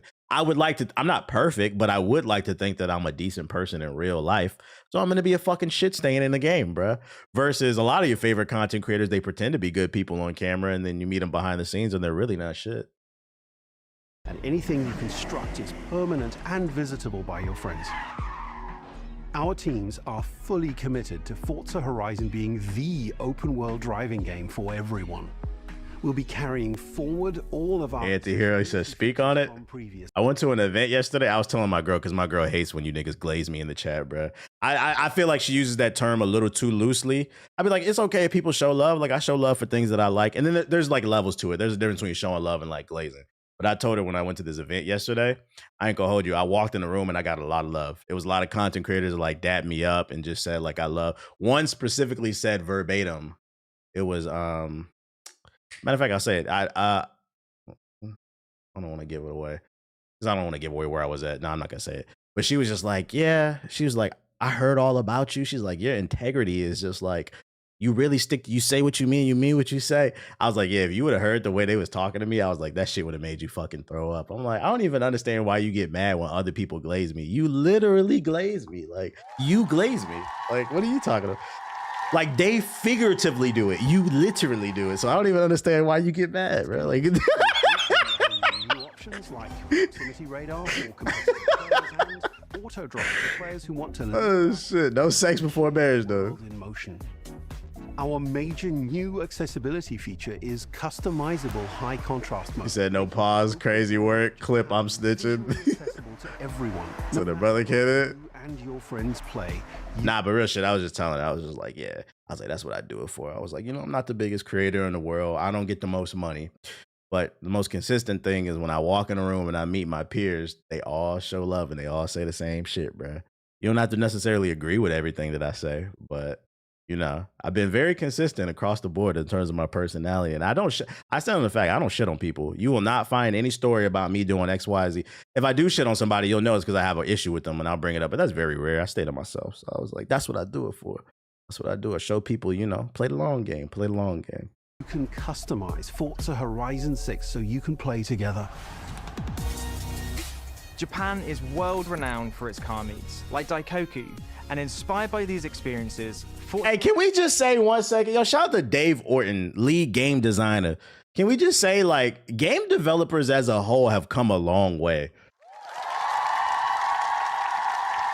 10, 15 years ago, these niggas would have had a Metallica shirt on with some pink shoes, a rusty chain or some shit like that, just pasty face. My nigga, yo, Dave, he kind of swagged out. I ain't gonna lie. Like the fit ain't crazy, but it's not. He looked good. He looked good. Like this is crazy to see. Like shout out to the game developers, like really doing their thing. Shout out to my man Dave, bruh. Like part of me kind of misses the days when niggas used to only come out with the fucking with the jacket and the jeans, the blazer jacket and the jeans. But he casual, he comfy, he looked good. He looked good. That's what I like to see. Like gamers evolving. That's what I've always been about. I always say, you know, play the game, enjoy it, you know, but don't let the game become a detriment to other aspects of your life, because that's how you end up becoming an incel loser. You know, motherfuckers love to blame other people about You know, why they can't get a girl like my girl sent me a video the other day, this nerd ass nigga talking about, oh, girls don't like nerds or whatever. Just going on that whole spill. He's like, they only like nerds that look like Tupac, but they don't really like me. And in my head, I was like, well, the first thing, nigga, is you need to shave. Like, yo, let me tell you something. If you can't grow a beard, fucking shave it, okay? Rock the mustache, the goatee. It looks better. There's no shame in that shit. But you look crazy when your haircut fucked up and you got that monkey meat all over your fucking face, bruh. That's the first thing I said. I said, that nigga needs a haircut and he needs to shave, and he would look so much better. Because to be like, not like pause, like, because he wasn't a bad looking dude. He wasn't a bad, I was like, bro, just fucking shave. Like, bro, y'all niggas need some new friends. That's another, get off the fucking internet, man. But yo, shout out to the game devs taking care of themselves. The gamers that shower and take care of yourselves, bruh. Stop blaming the women and look in the fucking mirror, you fucking dweebs. I'm done. I seen that TikTok. Open world. A lot of y'all are really one haircut away from pulling a bad bitch. Just being 100% honest with y'all. Like, step it up. These are places where you can show off your cars and characters, download tunes and liveries, and even buy a copy of the cars you see. Then head out together to explore, where you'll find classic events like street races and our new Hokage battles, iconic nighttime races down Japanese mountain passes. There's more to do in the open world than ever before, with new shared experiences like Horizon Time Attack circuits. The Horizon Time Attacks? The open world, with no loads, no matchmaking, just a truly social experience with you, your friends, and the in-world leaderboard. Playing together is easy. Take care of your skin too? Yeah, specifically your face. I mean, you should be lotioning down, period, but get you a nice face lotion, because you're supposed to have a different lotion for your face. I got this Japanese shit from Costco. You niggas can't afford it, so don't worry about it. But that's stop being an asshole. I got this Japanese face lotion from Costco, and I infuse it with vitamin C to keep my face bright. I ain't gonna hold you, bro. There's some people at the event. Everybody was super nice, but a lot of people was in their 30s, and I just be looking like, I swear you can't tell my age until you hear me open my mouth. I sound like somebody who's older, but fucking, you can't tell up front. A lot of niggas 30s is looking real. People who be younger than me, like, you 32? That's looking a little rough, man. I need y'all to wash your face with a different towel. Not the same one you wash your ass and your nuts with. Get a separate towel for your face. Get you a nice face lotion with some vitamin C. Get you an infused joint with some caffeine put under your eyelids. You know what I'm saying? You know, perk it up. You say you giving us gems. I'm trying to get you right. Stay youthful. Stay youthful. Stay youthful. I'm more. You said, what's it called? I don't know, nigga. I can't pronounce it. I just told you it was Japanese. I saw that shit at fucking Costco and shit. I was like, let me try this shit out. It's nice though. It's nice. I ain't gonna hold you, real shit. Fucking most of the face products that I get are recommendations from my girl. Go shopping with your girl. If you ain't got one, I don't know what to tell you. But we go to if you do want, I've said it before on stream. I'm gonna put y'all on game. The best place, because facial lotions, like face products, they can get pretty expensive. The best place to get them is go to like TJ Maxx and Marshalls. They got a section where they be having all the Japanese and Korean products, because the Asians got the best face products, right? Go to fucking Marshalls, bruh. Shit that like, matter of fact, my girl just got a lotion from there. It costs $140 online, but we got it at Marshalls for $30. I'm trying to put y'all on. Go there, get the Korean shit. Like, that shit don't be in English. You're gonna have to pull out the Google Translate to see what's in it. Anything with some vitamin C in it, it'll get you right. Burlington Coat Factory, yeah, check them sections, real shit, bruh. But if you go to like CVS or some like regular store, it'll be mad expensive. So I always go to Marshalls. If you don't know nothing about that, bring a lady with you that know about that. Be like, what you recommend for my face? My shit is dry. My shit is dry. Trying to get right. Forza fans are incredible. Would you say Marshalls and Ross is the same thing? Pretty much. To me, it is. Scenic locations to explore. To support your creativity, we've added the ability to start building from anywhere, as well as loads of. Just do your research. You don't need a lady. Well, the problem is the Marshalls, they always have like different products every time I go, and like, I'm not an expert in that shit. I'm not gonna lie. I don't really care to be an expert. Now, if you want to do it, yeah. But my girl be looking out for me. That's all I'm saying. Y'all niggas jealous. Y'all niggas jealous. Love to collaborate. So in Forza Horizon 6, we're making building fully multiplayer. In Horizon Collab, you and your friends can build anything you can imagine together. Honestly, from everyone here. That's everything. Honestly, the game looks good. I like the aesthetic of it. Like the physics of the car look good, the visuals, the music, the things that they announced, like the different little gameplay features and shit. But like, it wasn't enough to suck me back in. I still feel like this is super niche, but I'm still gonna give him the W. It seems like a lot of you in the chat are excited about it, so I can recognize, it's not for me, but it looks like a W. It's not for me, but it looks like a W. What else we got? Last one. I might be the oldest in the chat, but I look younger. Type shit. Drink water. Keelan. It's launching spring of 2026. Let's go to YouTube and let's search this joint. I feel like I just wouldn't play it for long. And I think that's where it benefits to being on the Game Pass. It is on the Game Pass. So somebody would try it. If I were to try Forza, I feel like that's the game out of the other three that I've seen where I'd probably get it on sale. Get it like on a Steam sale for the low. Bro, it's Kiln. I don't know. Kiln. How you gonna get mad at me because I don't know how to pronounce a word that's not in a dictionary, bro? Y'all niggas gonna stop talking to me like I'm fucking Kaisenat, bro. I can read. I can fucking read. And that's no shade to him because that nigga brought reading rack. Nobody was reading before that nigga, bro. But don't play me. This is not a real word. Why the fuck would I know how to pronounce this shit, bro? My bad.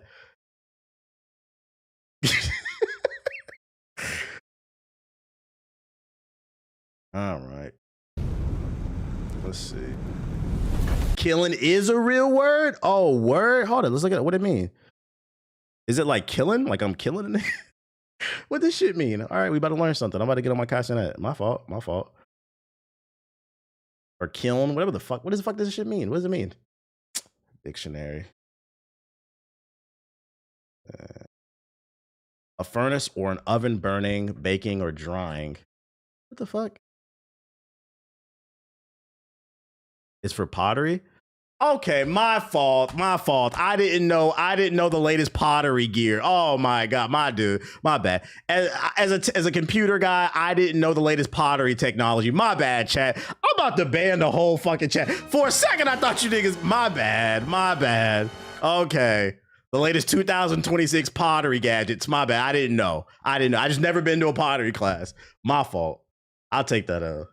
We got a lot of niggas who sit on the chair and spin the clay. My fault. Put your dick in the middle. My fault. Oh shit. Yeah, y'all on the ancient tech. I'm on the 4080 Super. How about that? Yeah, that's what y'all do right there and put your dick in the middle.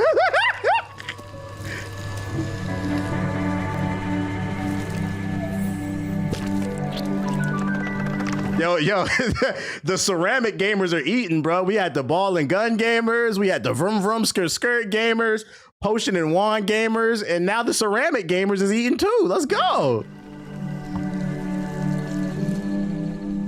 Oh, hello. I'm Tim Schafer, founder and studio head of Double Fine Productions. And this shout out to Big Tim.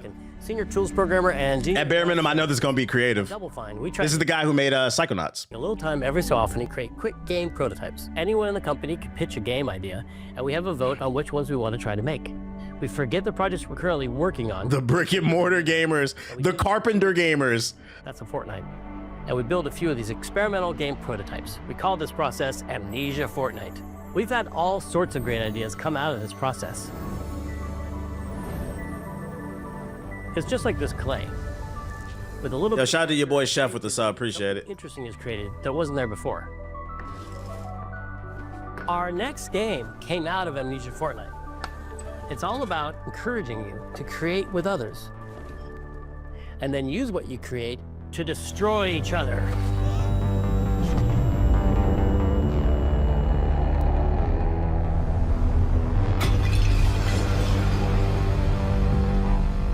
How soon will we know what event you went to? You know, normally I might say something, but I actually can't. Just because if I do, I actually feel like it will give it away. And that's the most I'll say. I'm not going to confirm or deny where the fuck I was at, but if I tell you when I can show you, because it's soon, then you'll probably figure it out. That being said, I am really curious to see how people respond to this game. I am curious to see how people are going to respond to this game. Don't worry, it's easy to make a new pot if you're playing Kiln, our online multiplayer pottery party brawler.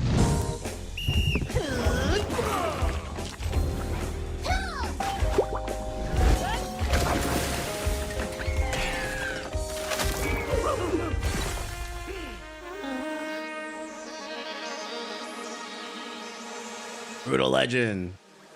We love to explore new and original ideas here at Double Fine, alongside last year's Weird But Chill game. I can tell you at very minimum, I haven't even seen enough gameplay. This game's going to be very creative because it's Tim Schafer's team. But on the flip side, I also feel like it's gonna be a hard sell because their games usually are super creative, and I like them, but it's gonna be super niche. It's gonna appeal to a very specific type of gamer, the ceramic gamers. Featuring surreal and dreamlike exploration. Kiln is the other side of that coin. Kiln. High energy, expressive. You know what a kiln is?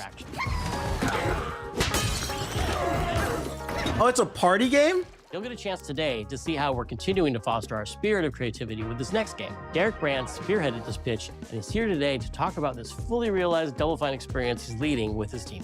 Kiln is a multiplayer party brawler and is just as much about the act of trading with your friends as it is fast-paced competitive destruction. I'm lost. We built this game to respond to your creative design choices. This man in the chat said. Man, I'm gonna play this off stream, man. We're gonna finish this mission up off stream. No, let's hear him out. It's very unique. I don't know what's going on. As well as your relentless cruelty to anthropomorphize to chill, y'all gotta chill. I am interested because it's a party game. As a concept artist, focused on coming up with unique characters and environments at Double Fine. But I also play a lot of action titles, which got me wondering, what would a game look like that included not just the cathartic element of destruction and action, but the equally cathartic act of creation I was familiar with as an artist? I stumbled on the answer one day. What better solution than a pottery wheel? We wanted to give players the ability to create characters out of any shape and to make sure that what you make has a charming, animated personality. All right, check it out. Right off rip. He said we wanted to give players the ability to create any shape that they wanted before they get into the game. If I can't make a dick, this game is a fail. But it's looking like I might be able to make a BBC because this kind of looks like a dick, so maybe. Off as a little help. Hey, it looks like a penis pot. You're not capable of much in this state. Thankfully, you are capable of manipulating clay, and a pottery wheel is the perfect place for the creation of a new body. And when it comes time for destruction, those shapes needed to translate into capable fighters. Pots that can compete in challenges in a way that only pots can. Our game mode, Quench, brings all of that together in a 4v4 combat party atmosphere. You and your friends need to balance your pot's shape and abilities with its capacity. So that's literally what I was just about to ask, is when you create the character, is it just aesthetic, but every character moves the same? Or based off your body shape, it affects the gameplay, and it sounds like it does. That's actually pretty fucking creative. Water into enemy territory. Here, you'll navigate through the environment with your team's unique creations. Avoid or destroy incoming enemy warriors. Shout out to Black Shogun with the sub, appreciate it. Fill your pot up with water to ultimately douse the enemy's kiln and win the game. Got him once. Now keep at it.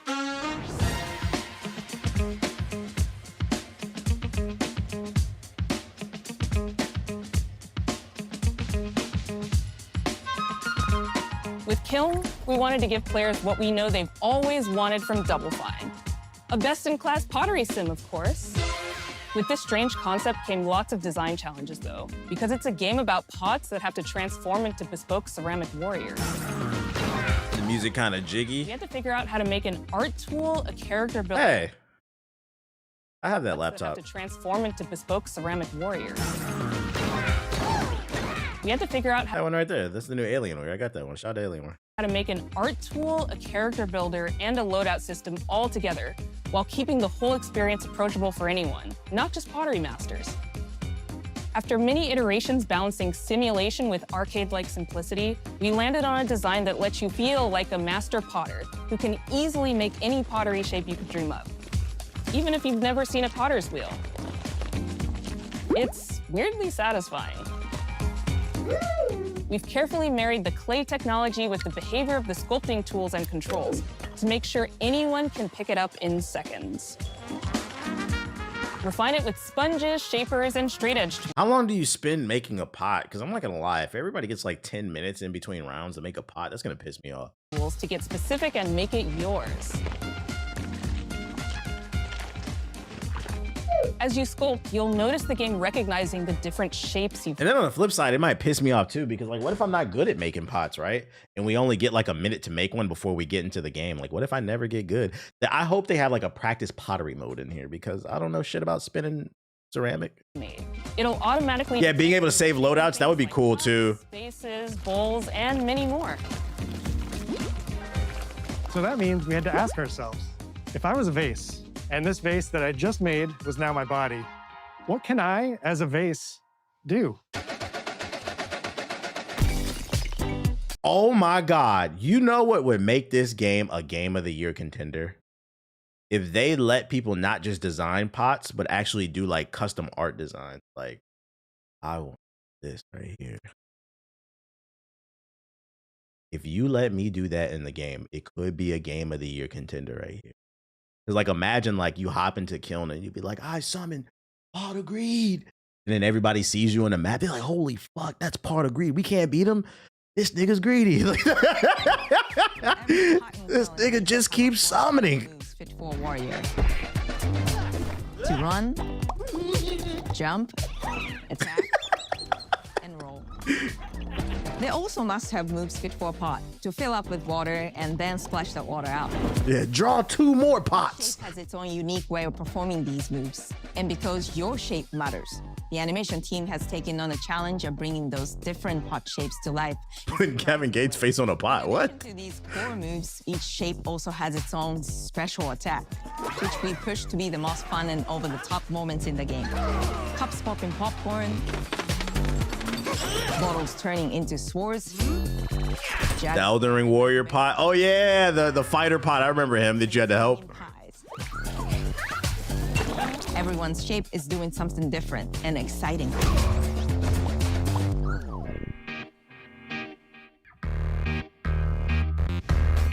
As you fight over the water on the battlefield and try to extinguish your opponent's kiln, you'll have to pay attention to each map's unique nuances. I'm not gonna lie, they're explaining the game, but I feel like I still have to play it to like really get it. Our mantra of shape matters carries over into our maps. We specifically designed our maps to integrate with how you choose to play and what pot you choose to play as. So you'll see things like secret tunnels that only fit certain size pots and pathways that are only traversable with certain shapes. They got the Sonic pot. You'll fight on fractured, floating pieces of ancient history, like an ancient Greek nightclub fit for Dionysus. It's even got a dance floor. Navigate. They were calling this micro slop in the live, just spamming it. Nah, I wouldn't call this game slop. That's why I said I hate that word. It really needs to be retired. This is too creative to be called it slop. The word slop was literally not invented, but co-opted as a slang word to signify things that are not creative. Like, oh, it's just slop you're throwing together, like Ubisoft games, basically. Yeah, this is too niche to be slop. It's very creative. Rearrange the battlefield. The hardest thing selling this game is the fact that it is so creative. Like I play a lot of games. Probably you in the chat play a lot of games, and even I'm looking at this like I still don't 100% get it. So imagine being like a ball and gun gamer and watching this shit. Like it's like taking the SAT for them. Like most of them probably didn't, but that's not the point. They don't. Your advantage. Fight in the Egyptian god Set's dingy punk venue, complete with a mosh pit where only one pot can emerge unbroken. Leverage your unique creations. Everything from your size, your capacity to carry water. I think slop now just means or should mean a genre that's oversaturated. Nah, because oversaturated means something completely different. Saturation doesn't mean bad. Saturation means saturation. It's too much of the same. But it doesn't necessarily mean bad. Like slop is bad. Like AI slop, like it's just bullshit where like there's a gun on the screen, but the guy's holding it sideways. Like that's slops. Like oversaturation is something completely different, I think. Now, those two worlds can collide. An example being Ubisoft, because, like, in my opinion, Ubisoft is not only slop, but they oversaturate the market. But it's not always necessarily the same thing. Because, like, an example of oversaturation that sometimes is okay would be like Grand Theft Auto and Sleeping Dogs. Both are open world action games, but both are different enough that they're good. But the market is still saturated, if that makes sense. So, like, I wouldn't say oversaturate. Like, slop is still its own thing, I think. Your speed to It's a lack of quality, yeah. and other choices you can make will define how you want to approach your playstyle. Do you want a team full of large cups, maximizing your dousing potential? Go that kiln, baby! Or a team of tiny ninja saucers ready to quickly smash up anything that gets in their way? Or a unique combination you've discovered that balances power and splashability? If you're skilled enough to end up at the enemy kiln with lots of water, you can unleash a powerful super splash ability that does tons of damage and makes the kiln vulnerable to further. So it's drip or drown. You and your team dunk on the enemy kiln to either win big or turn the tide and make a comeback. And that is Wait, it kind of has depth. Around, the cycle of It would creation seem. and destruction loops around again, and now you're back in the wedge, a multiplayer lobby where you can hang at the wheel and make something cool with your friends. You've just earned XP points and chips from battle. Now you You just hang out and make pottery if you want. expand your pot making options. They got a pot dog. I think of the game being so much about the fighting, but when people play it, they just want to create all day long. Our decoration system was designed to support your creativity. As we did with the design of the sculpting process, we looked to the pottery studio for inspiration. We found ways to translate the experience of adding spouts, lids, and handles, as well as glazing to kiln. You can The glaze. design choice we made ultimately serves the goal of enabling a near infinite range of possibilities. We can't wait to see what your favorite designs are. It's all about my pizza party themed small gun. Glaze slop. It becomes a drill that can dive under enemies, and it pops up with a special delivery of destruction. I love a medium jug. I think people were upset that this was the secret game. Yeah, I'm not gonna lie. Now that I know this is the fourth game, it doesn't upset me. But I would have preferred to see Gears of War E-Day, especially because it's said to be coming out this year, and we still haven't seen anything. Maybe they'll do a separate showcase later in the year.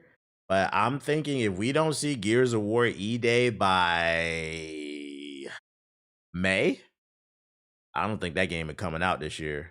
A 2-layer watermelon glaze, and I'm ready to bring the good vibes into the chaos. My favorite is the large vase. It has a UFO-like animation, and it's great for team defense and protecting your Bix. It will be in a summer showcase. That's why I said I'll give it to like the summer. It's perfect for sneaking past enemies. Plus, its ice cream theme special is so cute. One of my favorite warrior pots has to be Shout out to Monkey King with the gifted membership. I appreciate you. Players and matches. The decorations really make it shine. A curved elbow spout, Cupid's handle, some spiked charms with a rainbow. What the hell are you spamming in the chat, bro? What the hell? You can't go wrong with butt stickers. My favorite pots? Use the absolute most material possible to make the biggest pots possible. Decent reincarnation look fire. Tiny. Whichever pot you decide to create, whether you're a budding artist or a seasoned gamer, you'll be fulfilling your pottery power fantasies when Kiln launches in spring 2026 on Xbox, PlayStation, and PC. This is just the beginning of the pot. Yeah, that nigga cast a spell over the chat. You're gonna eat a 600. If you come back with another spell, we're gonna send you to hell. Don't be doing no voodoo in my chat. What was I about to say? I genuinely don't know how to feel about this game, and I'm not saying it's good or it's bad. I like the art style, I like the music, the charm to it, and it's genuinely creative. But it's so goddamn creative. This is one of those games I gotta play it. I don't know how to feel about this. Like, this is actually a unique thing. So like, I gotta get my hands on it to actually try it. Send that nigga to Utah. Right here in Utah, man. It's going down. At bare minimum, what I will say is it looks like it's a potentially fun little cool party game, which is a market that I don't think Xbox is really cornered too well. For the people that want to rag on this super heavy, you got to keep in mind, like, this looks like a premium streamer game or a family game where people get together on the couch or in their computer room and party up and play little silly games and shit like that. There's a market for this. It's just, I don't 100% understand the mechanics. Yeah, Nintendo rules that area, but I think there's so many gamers out there that don't play Nintendo games. They probably don't know that. After all them generic multiplayer games we see, I'm cool. I'll tell you this much, Xbox, if you really want to sell this game, and I know you got the budget for it, this looks like a streamer game. Go ahead and call up all the big streamers so they can all over your fucking servers, and that'll definitely sell the game. But I feel like I got to try it for myself. Launch it on the Switch too. So I'm gonna leave this as a to be determined. I don't know what to think of this game. To be determined. We'll see. I got to see more. It looks okay though. I need to feed my dog because it's 9 o'clock. I just realized. I'm not gonna lie. I'm probably got to do these articles and get off stream. It's fucking late. Then come back Monday. We'll be definitely gaming on Monday. Let me feed my dog real quick, and I got 3 more batches of articles. Got a lot of stuff to talk about. BRB. Oh.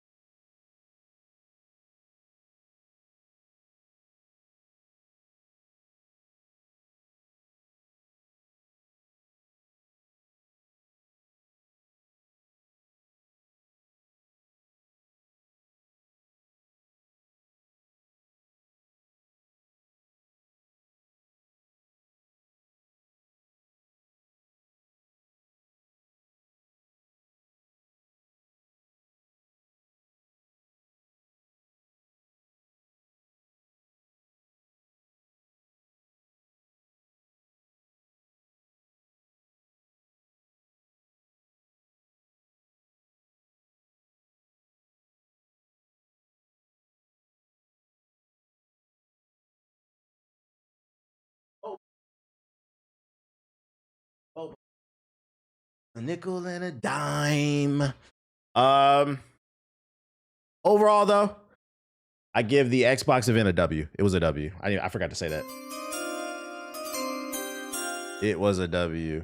Who just got timed out? Was it that dude that was casting spells in the chat? What did I tell you about that shit? Them Dominican Haitian voodoo spells. We're putting that shit in my chat. All right. Next batch of articles. What we got for you? Oh, I hinted at it earlier. Let's talk about it. I hinted at it in the stream earlier. So let's talk about it. For this next batch of articles, I'm here to push an agenda. I've talked about it on the stream, and I know I've posted it on social media. My take on Fable, it looks fire. Day one cop. But back to this. I know I talked about it on stream, and I know I've clipped it and put it on social media, and it's actually gone viral, where I talked about how people love to hate PC gamers because they say it's full of cheaters. Like, some people have argued that PC gaming has ruined Call of Duty, and that's a terrible take because you wouldn't have Call of Duty without PC gaming. It was a PC exclusive, guys. It's a terrible take. Instead of blaming the corporation for not putting a proper anti-cheat in the game. You know, the corporation that has one of the biggest IPs in the world, not biggest games, one of the biggest IPs in the world that generates billions upon billions upon billions upon billions upon billions upon billions. Instead of blaming the corporation and holding them accountable, and then when they don't listen to your feedback, not buying the game, people love to say PC gamers are all hackers and you're ruining the fucking game. And there is some truth to that. PC does have hackers, right? But my counter argument that I made, and I know it's gone viral before on TikTok, is I say console gamers have just as many hackers as PC gamers. You guys just hack completely differently. And maybe some of you don't view it as fucking hacking. And specifically, I was talking about the NBA 2K and the Call of Duty community, because you guys love to use Chrono Zens. If you don't know what a Chrono Zen is, it is a device that you plug into the controller and then you can load scripts into it to make the game easier. The way they do it in shooters is they can make it to where they have no recoil on the guns. There's you can auto aim and snap onto people. In 2K, you auto green.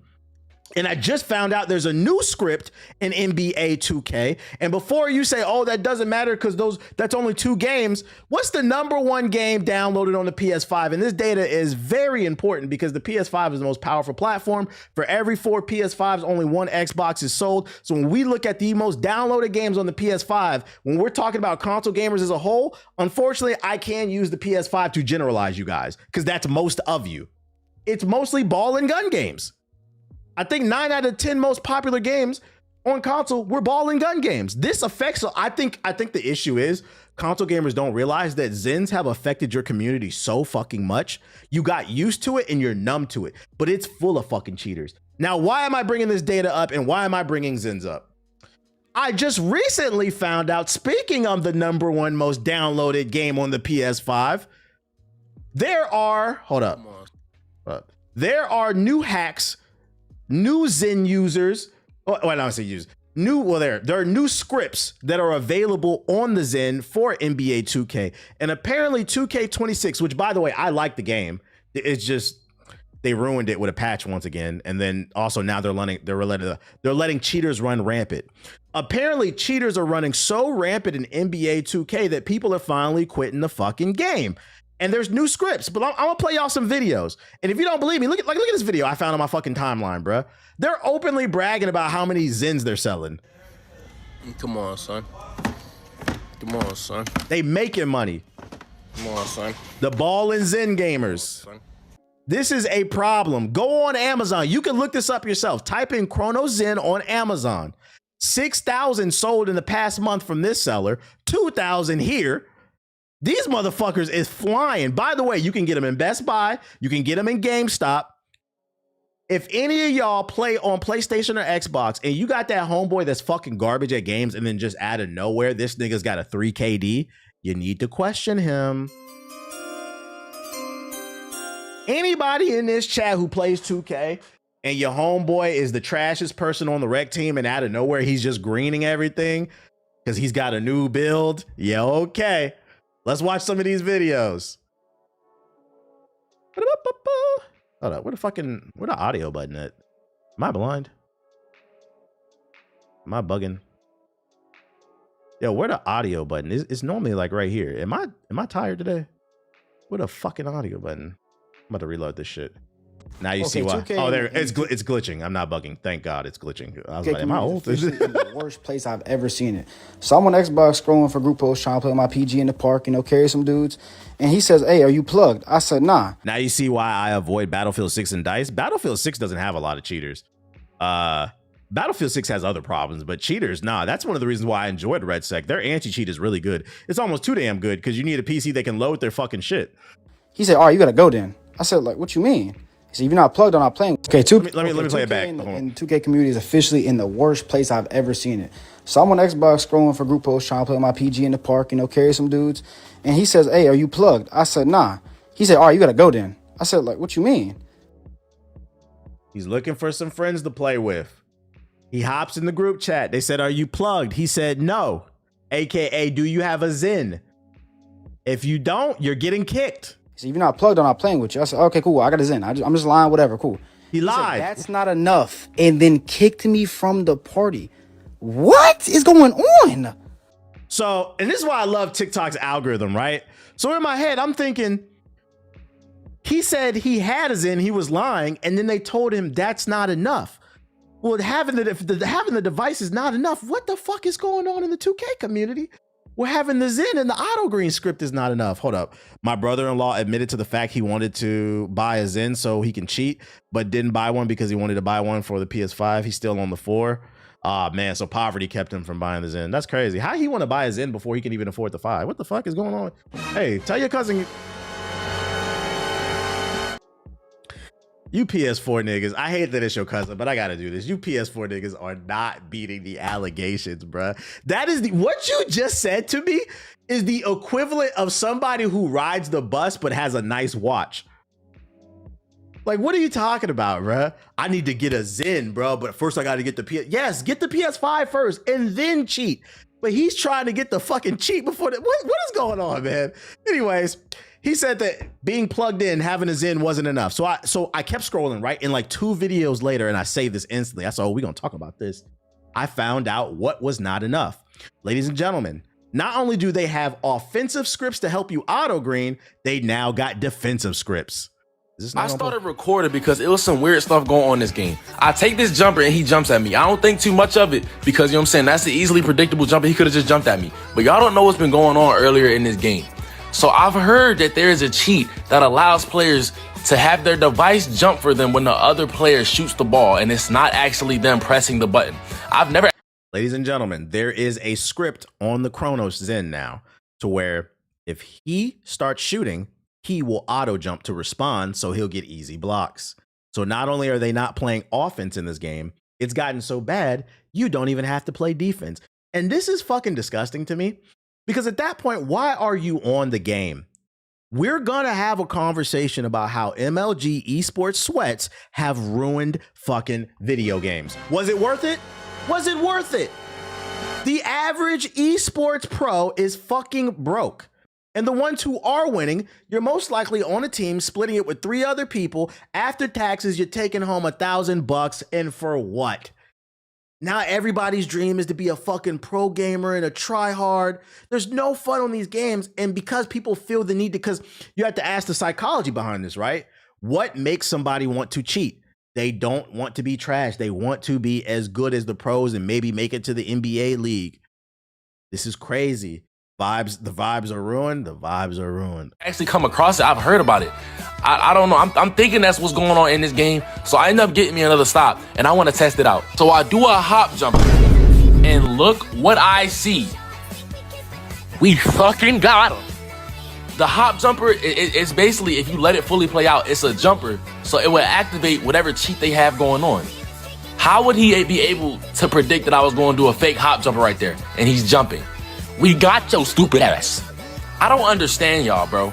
I don't understand y'all. And then look, he jumps when I'm dunking the ball too, and you're all the way back. I feel like the first example with the hop step, I was like, maybe. But when he went for the dunk and he still jumped, I was like, oh yeah, he's using a script. Because like, why the fuck did you jump and you was nowhere near the dunk? There's another content creator that did a video on how most pro level players are abusing drugs for reaction time. Oh yeah, that's not nothing new. That's been around for a long time. They use it in college too. What's the shit called? It's a prescription drug that you can get. What's the name of the drug that they use? Adderall. Yeah, Adderall. It makes you more alert. That's not new. That's been around for a long time. So yeah, they're using a defensive script. Like, what is wrong with y'all, bro? And then by now, I think he sees that I caught on and he tries to turn it off. But snatch, eat that. But then he thinks I'm stupid. He cuts it on the next possession and you're jumping. He's jumping at a go-to shot. He's jumping back there. Yeah, I felt like this footage really exposed because I was like the first 2 little hop steps. I was like it's natural to jump at a hop step because it's like a fake shot. It's more of an advanced move, and if you know how to time it correctly, you can get somebody to bite. But when he showed this footage right here, I'm like, oh yeah, he's using a fucking script. Why do you keep jumping? The dunk. You're like, bro, what is wrong? Like, how much help do y'all need on an easy ass video game? And then he turns it off this possession again. Like y'all already cheat on offense. How much do you, Dirk Nowitzki? And then he turns it back on again. Final possession. I could have took the dunk, but I want to literally show y'all how stupid this is. Look, hop jumper. He's jumping every time. Stupid. Look, and now he's lag switching me. Hop jumper. He jumping again. Dunk. Jumping again. He has all of it. He's cheating on offense. Y'all didn't even see that. He's cheating on fucking embarrassing too. And the worst part is if you don't play 2K, they're playing the stage game mode. The stage, for those unaware, is an area where all the sweats go because you can wage VC, the in-game currency. So like on this court, they could both put up like 1,000 VC and the winner gets 2,000 basically. So it's the sweatiest game mode because VC is hard to come by. They're cheating in the sweat mode basically. And this was just one example. So I was thinking, oh, maybe it's not like a big problem, but then I found another one. Another one came across my timeline.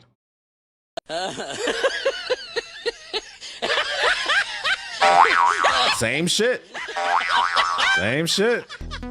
That animation always gets them to jump. So I say all that to say, I hope I proved my fucking point. It's much more rampant than you think. It's to the point where people are hopping in group chats and saying, oh, if you're not plugged in, you can't play with us. They got defensive scripts. And for some reason, y'all blame everybody but the corporation. From my understanding from one video, Mike Wang, the lead designer on NBA 2K, has been quiet since October. This is a game that's supposed to last 9 months. You're supposed to be communicating. I know you guys got to work on the next game, but can we get a tweet or two every month? Like, what's going on? You guys going to do something about the cheaters? And you know, the unfortunate thing too, is the reason why cheaters are running rampant for those who don't play 2K is they removed all RNG out of shooting. So like in last year's 2K, you could never make more than like 30 to 40% of your shots because they wanted it to be accurate to like real NBA stats. So you could take a nice clean shot that's wide open. You could time it correctly, but you would still miss. And people hated that shit because they said, oh, it's a game. And they listened to the feedback. They removed all RNG out. And now the way the game works is when you shoot, there's a green window. If you land that meter in the green window, it will always go in, no matter if it's contested or if it's not. The downside to that is when people plug them Zins in, everything is green. It's gotten so bad. I came across a video. I don't know if I saved it. They're talking about they want to bring back the Intimidator badge. Damn, I forgot to save that one.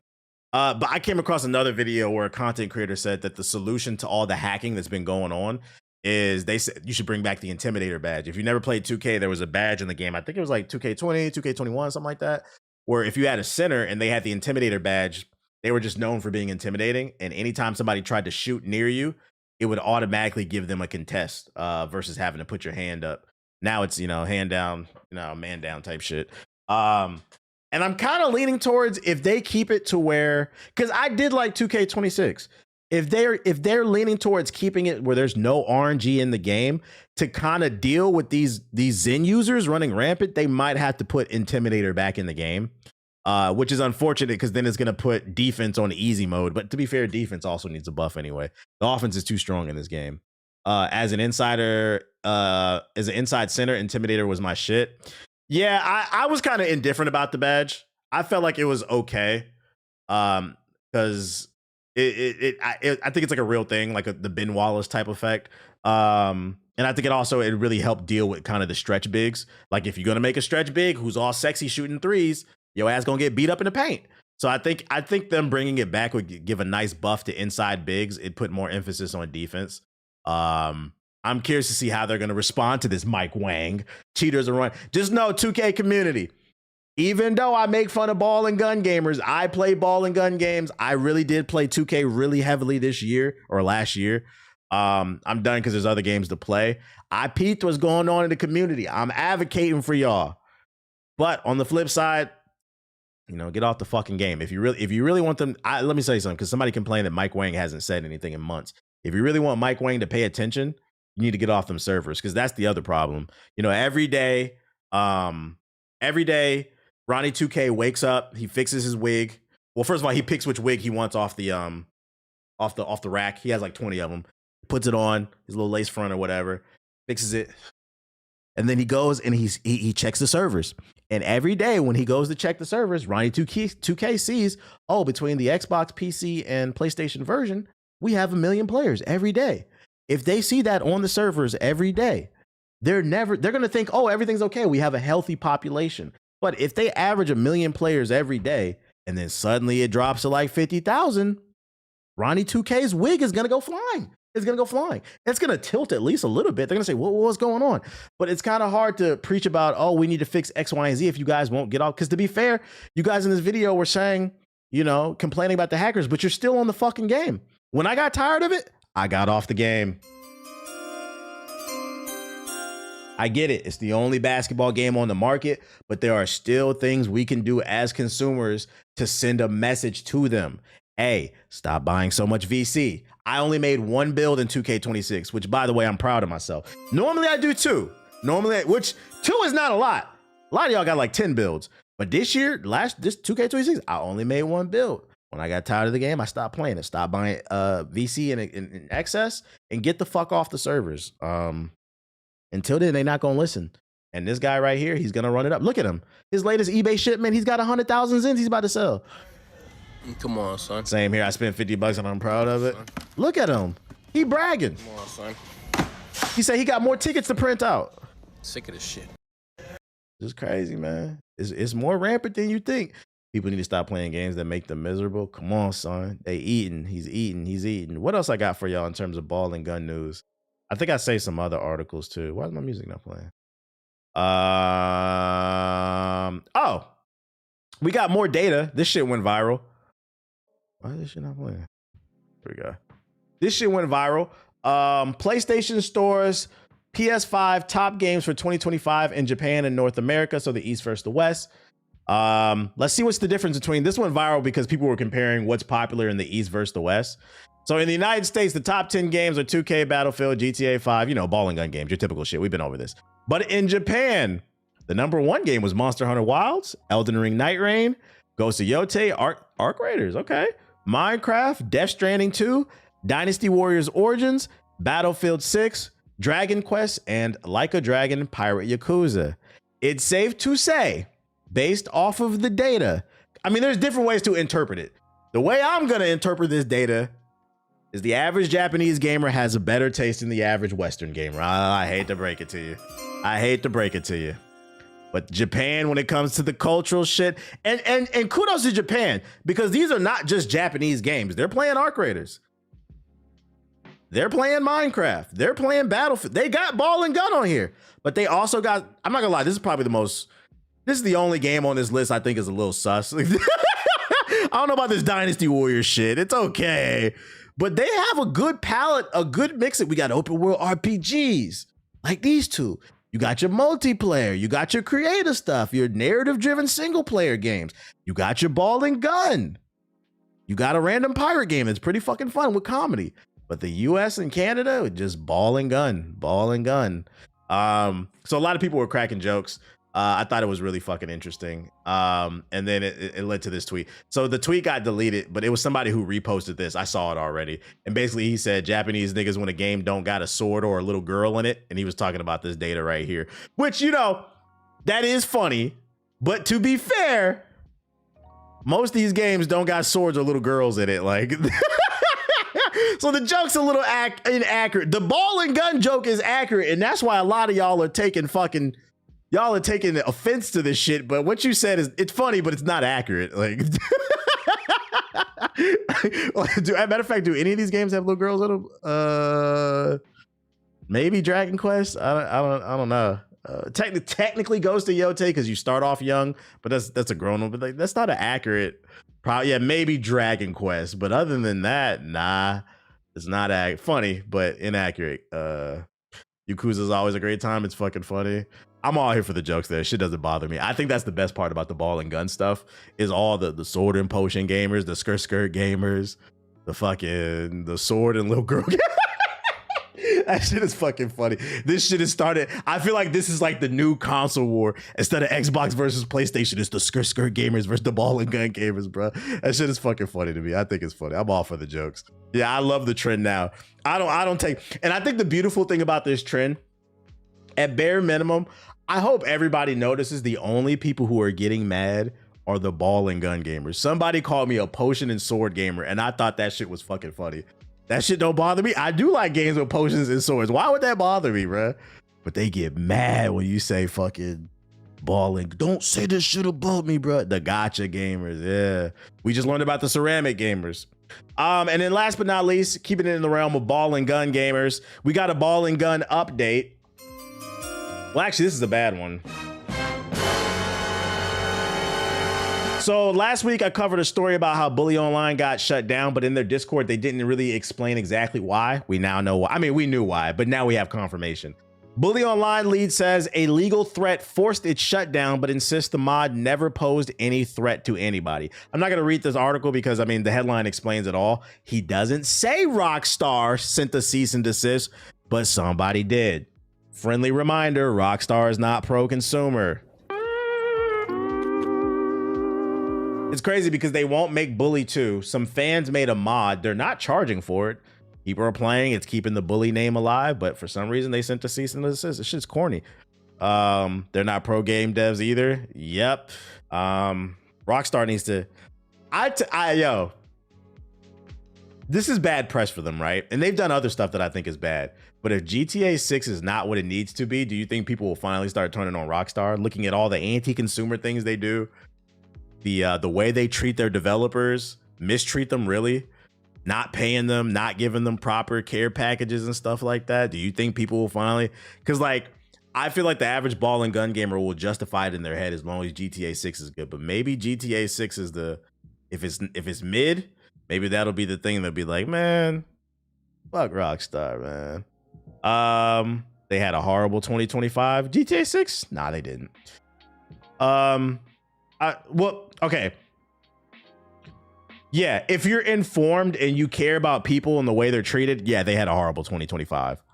If you're an average ball and gun gamer, nah. GTA 6 was always in the zeitgeist. It's to the point where like I'm tired of talking about it. I just want the game to come out.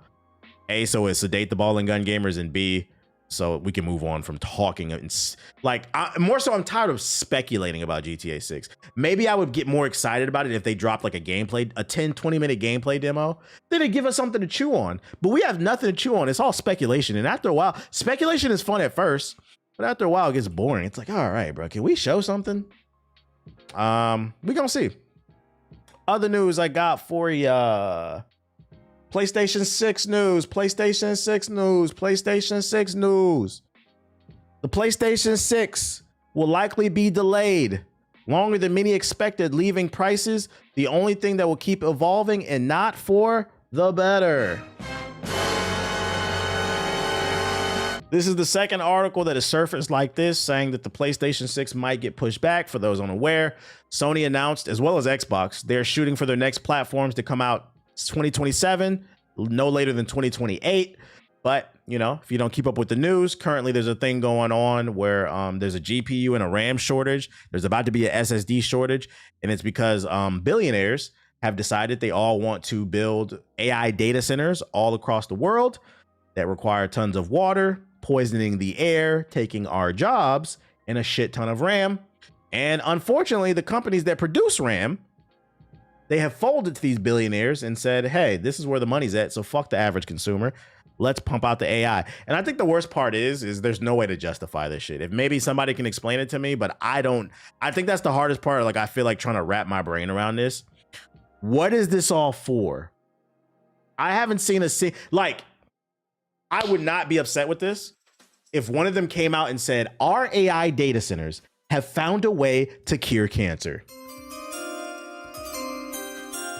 Our AI data centers are so smart. We figured out a way to make it so that everybody has free healthcare in the United States. You needed AI for that? Nigga, just tax Jeff Bezos. I didn't have to ask Grok. Ask that Zuckerberg lizard. Anyways, that was a joke. But on the serious side, if it like cured cancer or it cured all diseases, or how about the common cold? If it cured the common cold, oh my God, that would be great. Never having to worry about getting like a common cold, but there's nothing going on. If it found a way for, I don't know, people to, like, women to have children without the threat of, you know, losing your life, because that's still a thing, you know. It doesn't happen as often nowadays, but like something to progress society. I know that was super random. I don't know why that came off the top of my head. But something to progress society. Instead, we're just generating goofy ass images of fucking Donald Trump with the Halo sword and shit like that. Anyways, with the PlayStation 5 and the Xbox Series generation having entered its 6th year, many are expecting to get the first glimpse of the next generation of consoles soon. Yeah, I was never suicidal, by the way. In the light of the expected 2027-2028 release window for both systems. However, we are living in very challenging times for console manufacturers who must deal with the current economic situation and soaring RAM prices as they prepare the PlayStation 6 and the next generation Xbox. Although neither Sony nor Microsoft has openly addressed the situation, which is expected to remain challenging for a few years at best, it is very likely to impact their next generation plans significantly. So much so that a known analyst is expecting the PS6 to be delayed from expected 2027 to 2028 release date. In a new report posted on Sandstone Insights in Japanese, respected senior research analyst at MST Financial David Gibson shared some predictions on Sony's third quarter of the current fiscal year. While the report looks at Sony's entire operation, including the television and music businesses, the observation of the company's gaming division was more interesting. For the third quarter, Sony results are expected to beat market expectations, driven by sales of both in-house and third-party games. Translation: even though PlayStation niggas and console gamers as a whole swear there's nothing to play, for some reason, the PS5 and the PS5 Pro is flying off the shelf, and what's flying off the shelf with it? Third-party games. Translation: Madden, 2K, FIFA. And don't lie, because we got the data in case you forgot. Most downloaded games. I'll bring it back up in case you fucking forgot. Somehow Black Ops 7 was on that fucking list. All ball and gun games. Third party. These results will likely make it easier for Sony to extend. I just find it fascinating that so many people can play and there's nothing to play, and then you buy the same whatever. Anyways, Sony expects the PS5's life cycle to be extended, with the PS6 likely to be delayed longer than expected. While a delay of the next console generation isn't something we're hearing this month for the first time, the prediction coming from an expert analyst definitely gives more weight to the prospect. However, a longer delay to the 2029-2030 years or even beyond would make the scenario very particular for the console industry, as Sony and possibly Microsoft would be sitting on hardware that would be outdated by 2030. This would be completely unprecedented, given that the Nintendo Switch 2 successfully launched in 2025, later than the NVIDIA expected, and without cutting-edge technology, but it would be new or both for both Sony and Microsoft. I'm not reading this. You get the gist of it. So they're talking about 29, 30. I'm gonna be honest, I'm cool with this. A lot of people feel like the PS6 is coming too soon because the PS5 was in a weird situation with the scalpers the first 2 years because it came out during COVID. So people, are just now getting to the PS5. It wasn't readily available at a certain time. So I'm okay with them pushing it back to 29, 30. As long as PC games keep pushing graphics or whatever, we'll be okay. We're over here with PC gamers. But the console gamers don't want it to come out too soon. What I will say is, if Sony and Xbox do come out and they announce that their next consoles are not coming out till 29, 30, PS4 niggas, I don't want to hear it. I'm giving you grace. I'm giving you grace. Although I think you guys are full of shit for the last 3 or 4 years, unfortunately, the global economy is not in a good space right now, mainly due to your president, not mine, because I didn't vote for him. This nigga has bombed Nigeria. He had a regime change in Venezuela, threatening another regime change in Greenland. Tariff the world. He announced tariff the world. 10% to anybody who disagrees with him. If you don't believe me, look it up. He said any nation that disagrees with him invading Greenland, tariff them all. Other countries are turning their back. They're not even exchanging info with us anymore. They don't trust us. Right now, the dollar's, it's looking a little spooky. So right now, I am going to give PS4 people and people as a whole a pass because, like, economically, we're just not in a good place. Also, with the RAM prices, we don't know what's going on with that. Some people believe that RAM prices will stabilize once these billionaires are done building their AI data centers. And my pushback to that is, that sounds good on paper. But one thing I know about Jeff Bezos and that lizard Zuckerberg is they love printing money. And if they can continue to get away with whatever they want without any proper regulation, I'm not wishing it, but I could see a world where I know Elon Musk has one data center in Memphis. He's building a second. So we know he wants to expand. Who's to say he doesn't want a third, a fourth, a fifth? Now amplify that, throw in Bezos, Musk, Zuckerberg, Bill Gates on some bullshit too. All these niggas, bruh. Who's to say they don't want 3, 4, 5, 6, 7, 8, 9, 10 data centers all across the world? They're gonna need more RAM. So like the theory some people are saying is that I've seen on social media is we're overreacting because eventually things will stabilize. We just need to let the billionaires do whatever they want and then they'll stop being greedy. I don't know about y'all, but from my perspective, in order to become a billionaire, you have to be greedy. So I suspect they won't stop unless regulation comes into place. And the problem with the regulation thing is I don't think it's gonna come because the person that you elected doesn't believe in that. He believes in let them do whatever they want. And why doesn't he believe in that?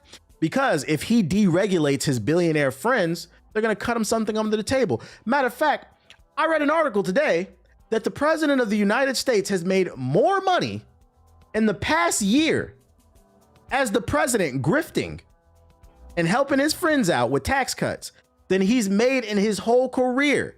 Oh yeah, I'm on my soapbox right now. Look this shit up. The guy that some people elected because they believe he's this great businessman, he's a fucking idiot. He has bankrupted a gazillion different companies. Reports are coming out that he's made more money in the last year grifting off you dumbass. Some of you niggas is in the chat. I know you're not gonna say nothing. I know you're going because every once in a while there'll be somebody in the chat. Well, is there anything you like about Trump? No, nigga. Yeah, because market manipulation. He has made more money in the last year. I want you guys to look this up than he's made in his entire fucking life. This guy's 80 years old. He is a fucking fraud. So because the government is being ran like a fucking mafia and they're all scratching each other's back, it sounds nice on paper that the billionaires will stop making their AI data centers, but they're getting whatever they want. And that's the reason why they were all sitting, including Google, all of them were sitting at the fucking inauguration. They all had a front seat. I'm getting off my soapbox. I'm just giving y'all some food for thought. There's something you can do. There's something you can do. It's called the midterms. Not here to sway anybody, but and the other side ain't perfect because I hate that argument too. We got to get out the Democratic place. Who said I like them niggas either? Just right now, it really is the lesser of two. There's no way you can tell me that shit would have been worse with Kamala. Like, get the fuck out of here, bro. Not being an idiot when it's done on your own person, right? A smartphone integrated into your car is not new tech. People need to wake up. Shit gives me a fucking headache, bro. I've never been suicidal. Never been suicidal. Selling crypto, selling pardons, funneling money to cronies. Yep. You can't convince me they're good people. So like at bare minimum, the reason I bring this stuff up and to bring it full circle is what's the name? It's affecting everything. And it's gonna start affecting your hobbies. Because we might get to a point where the PS6 comes out and you'll never be able to afford it. Why? Because the RAM shortage never stopped. Because these motherfuckers have not been regulated. So the RAM prices stay up, and now the PlayStation 6 is $1,500. I'm gonna be honest, I don't even know if I can afford that shit.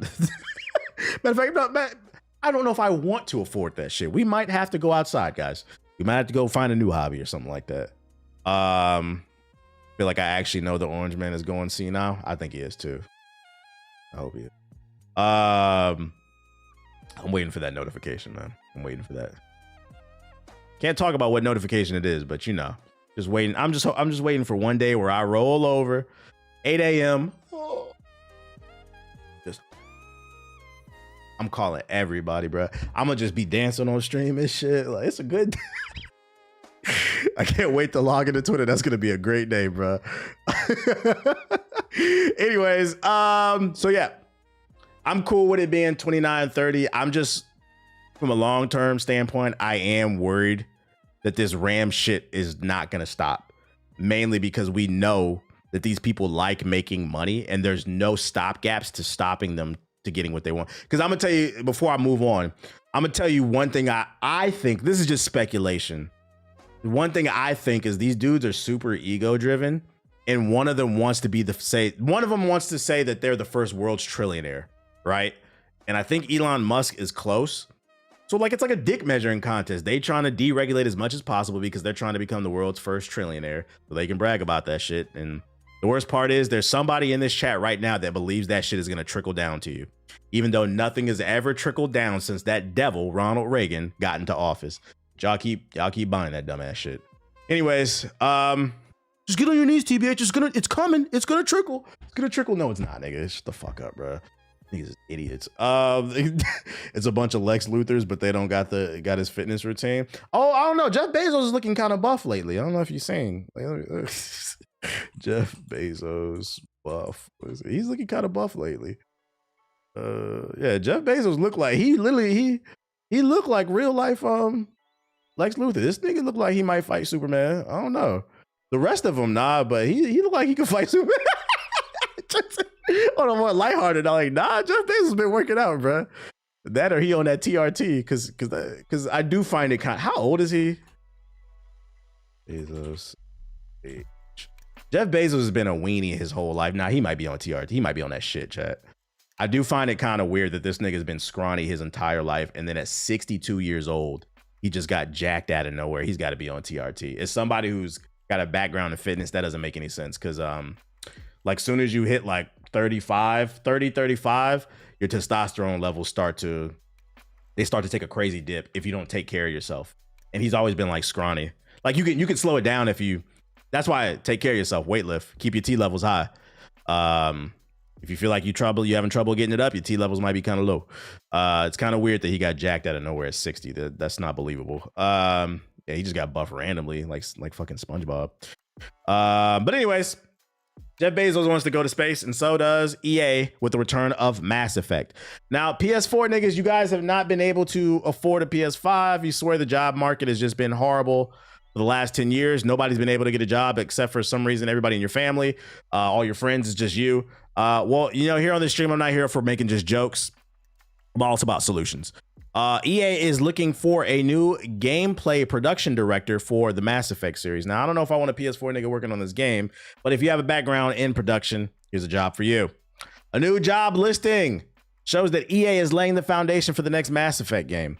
It has been the better part of a decade since the last release in the Mass Effect series, 2017's Andromeda, and now EA has made the public move to secure the franchise direction. A new job listing from EA notes that the company is seeking a production director to serve as a leader on the next title of the game, or the next game of the series. EA is hoping the new Mass Effect production director has 10 plus years of experience of AAA titles, deep ARPGs, and RPG knowledge and proven team building. Specifically, the job listing says, we are looking for a production director with a passion for the Mass Effect universe to serve as a high impact leader on our next ME title. You will partner closely with creative leadership, studio teams, and internal and external partners to champion the game's vision and ensure its execution at its highest quality bar. Now, keep in mind, you're not going to be working on a PS4, but you know, the White House will never admit he's sick. Yeah, but they don't need to. I mean, his face is like literally drooping, which is a sign of something. So that's why they can say whatever. It's called propaganda. They can say whatever the fuck they want. We have eyes. Yo, shout out to Brute Mad with the sub. You bruising and not healing. That's not a good sign. In November 2025, Mass Effect's executive producer Mike Gamble proclaimed that EA and BioWare remain committed exclusively to the series and noted that there are more stories to tell in the universe. They're just yapping at this point. So yeah, if you're looking to get hired, here you go. This will help you get a job. Here you go. I'm gonna drop this in the chat. If anybody is interested in game development, it's in Alberta, Canada. From my understanding, that's the Texas of Canada. So, you know, jobs. Please don't fuck up Mass Effect, EA. In other news, I thought this was interesting. FD called him the Walking Dead type shit. This was interesting news, and I'm curious to hear everybody's take on this. More lighter note. Power World developer Pocket Pair requires game designer candidates to provide screenshots of their Steam library and playtime, according to the CEO. Game designers hoping to work for Pocket Pair, the developer behind Craftopia and Power World, need to be vicarious Steam gamers to even have their applications considered. Joining in on the discussion among Japanese game developers on Twitter, Pocket Pair's CEO recently shared some tidbits about how the company hires new talent. At Pocket Pair, he writes on Twitter, we ask game designer candidates to submit screenshots of their playtime history on Steam. In fact, if you don't play games on Steam at all, you won't make it past the resume screening stage. Now, according to Ms. Obi, apart from the fact that he wants to hire genuine hardcore Steam gamers as staff, the purpose of this is also to test the candidates' sensibilities as game designers. During interviews, applicants are asked to analyze the most played games in their libraries, which includes breaking down game mechanics and systems, explaining why certain design choices must have been made, and what distinguishes a specific title from other games in the same genre. It's a little invasive. You're a game designer. That's no different than what job. Yeah, so I'm leaning towards I'm cool with this because they're saying like you want to be a game designer here, you need to prove you play games. Like nobody who casually play games should be a game designer, in my opinion. The same way nobody who casually plays basketball should be a pro basketball player, and nobody who casually likes, I don't know, checking someone's health should be a fucking doctor. You should be properly trained for that shit. I think where I deviate and I draw the line on this story is why specific Steam. I don't think that's fair. Like I think they should change that to, if you want to work here, you need to show us your Steam, Xbox, or PlayStation library. No Ouya, and no PS4. You need to show us your library. You also need to show us maybe you played some more recent games, because I get what they're going. They want to see if you understand mechanics and what are some of the more recent innovative gameplay titles. I think it's really weird that they're really stiff about only Steam, because I can also counter argue and say that your games are not that creative. Maybe you need to open it up to the console as wearing games as a whole. The Epic Game Store, you got to show you actually beat some games, because most people just be getting free games on there. Don't nobody actually be on that bid, bro. But I mean, I think the intention is good. I think they need to tweak it a little bit. It's proper gatekeeping. It's like anything else. You should be able to prove that you're into something.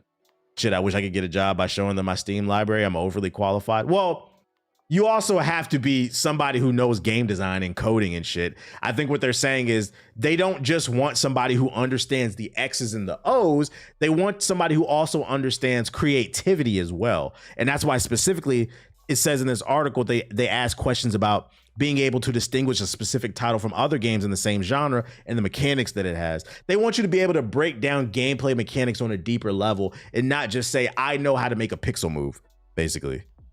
Which, that's cool, but I hope it pays off into something more unique than a Pokemon ripoff with guns. Because that, on the flip side, I'm like, you guys are being kind of harsh in comparison to other companies when your games are not that great. Yeah, someone from the culture who's qualified. So I'm kind of halfway. I'm halfway understanding where they're coming from, but we could tweak this a little bit. We can tweak this. I just wanted to see what everybody thought. I thought that was an interesting story. Maybe sure, check those achievements. Yeah, until the AI features come out, like the AI features on the PlayStation 6, where the game will basically play itself. Then the achievements won't matter unless they make it to where you can't get achievements for using AI. I hope that's what they do. Because then people could just pretend like they play a lot of games. Like, yeah, I played every nominated game this year. I played all 50 games nominated at the Game Awards 2035. How did you do that? Like, didn't sleep? No, you didn't. You fucking used that AI. They're probably using Steam because it's generally used and no versus other storefronts and launchers. It's probably also more convenient because games are developed on PC. So since they're a game studio, they probably have a shit ton of PCs sitting right there. And they're like, log into your Steam and show your account, boy.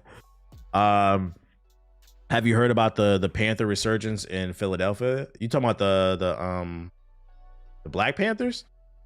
Yeah, I heard about it. I have mixed feelings about that. I don't know. I got to get more details on them. I'm leaning towards don't trust them. I don't know. I don't know. I seen FD6 say something about it, and I watched another dude. I forgot his name. He always shows up on my algorithm. Light-skinned dude. He usually has really good takes. I've seen some stuff about it. Yeah, some people are saying he's a CIA agent. I just think it's very weird that these new Black Panther parties, I think Sig said it and I agreed, they're always reactionary, and you have to watch for that shit, because if you really know Black history, the Black Panthers were not reactionary. They were proactive, meaning they weren't waiting for something to happen. They were actively building relationships and also producing programs while also reacting to the bad things that were happening in the neighborhood. But like these people that just pop up and he just had an interview and he's like, we're going to shoot some ICE agents. You got to watch them, man. I don't know. I need Young. I think his name is Young Don. I'll look him up. Yeah, I think his name is Young Don. He usually has good takes. Let's see. Is it? That's Kelly Oubre, ain't it? What the fuck? That's Kelly Oubre. Oh, Young Don. No, this ain't him. Oh, is this him? Yeah, this is him. This is him. This dude right here. He popped. Oh, it is Young Don. Yeah, he always pops up. He usually has pretty good takes. This nigga look like Kelly Oubre. Shout out to him. Yeah, he usually has some pretty good takes. What's the name? He used to make animations. Okay, that makes sense. I swear to God, that's Kelly Oubre Jr. He looks different. This is why you can't trust fucking AI and Google. This shit's ass. But yeah, him and FD6 said some really interesting things that I kind of agree. I need more. I'm sitting back and I'm watching them. I need more details on that because that could be some CIA shit, man. We got to watch that. That one Black Panther that said it isn't our fight is a Fed for real. We gonna see. We gonna see. And other news, the first trailer for Star Wars Maul Shadow Lord. First 2 episodes premiere on April 6th, Disney Plus. As a matter of fact, let me go to YouTube because this is not a full. Yeah, that corny, performative, non-grassroots. Who knows where it's been? I've seen a few non-black people that's not in the Black Panther. Like, what the hell? Yeah, you can't be a Black Panther if you're not black. That's literally the rule. Black Panthers, if you know the history, the Black Panthers worked with other people. Fred Hampton had the Rainbow Coalition where he worked with other ethnic groups. He worked with the Hispanics and the Caucasus Mountain white people. That's why they killed his ass, because he was bringing people together. But you could not be a Black Panther if you were not black. So the fact they got people who are not black and that, like, I wouldn't trust that shit, chat. Like, it's like a little sus to me. Like, make your own group, nigga. We're clout chasing. Anyways, Star Wars Maul Shadow Lord first trailer. Let's check it out. Yeah, I don't trust them new niggas. Times have changed. I will show you the galaxy for what it truly is. Who's seen the trailer? What's the vibe on this? Perspective. Is this what our future holds? Always running. I seen this trailer already. I think it looks pretty good. What are we dealing with? Good question. And I offer you an opportunity.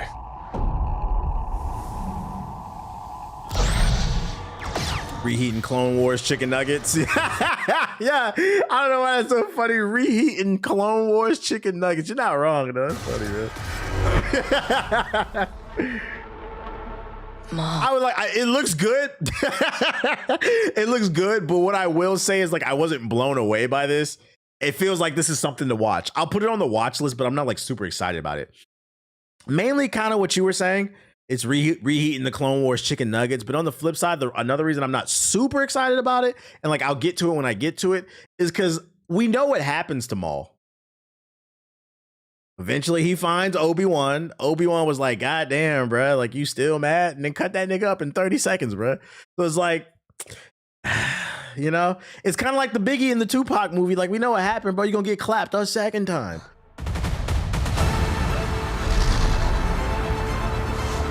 The point I'm trying to make is, like, there's no way for this show to have any proper implications on the timeline because he's going to die. We have all been made to suffer.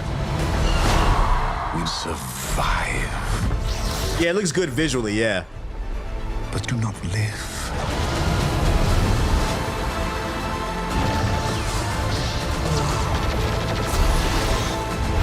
The Emperor wants you dead. Palpatine's back. Hang on! And empires can be shattered.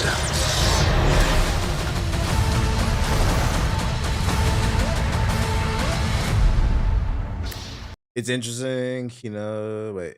I don't know. Andor did some great stuff, even though we knew where it was going. That's fair. That's fair. And that's why I said I'm gonna give it a shot. I think it looks good. I'm just skeptical because that you're right. You're right.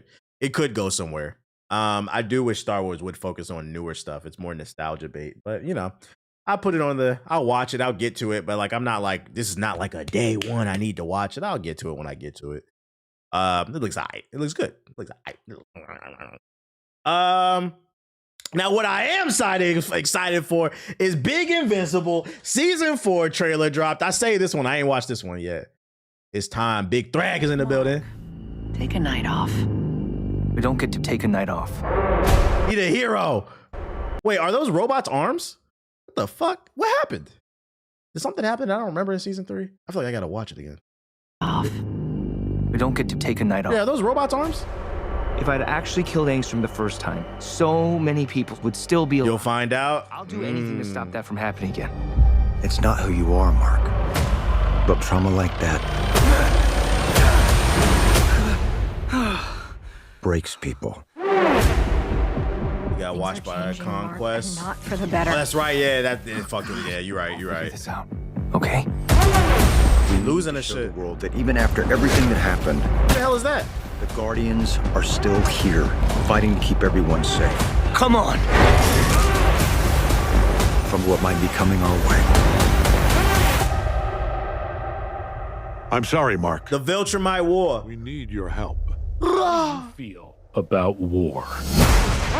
The Viltrumites will always be a threat to Earth. But each day, we add more allies.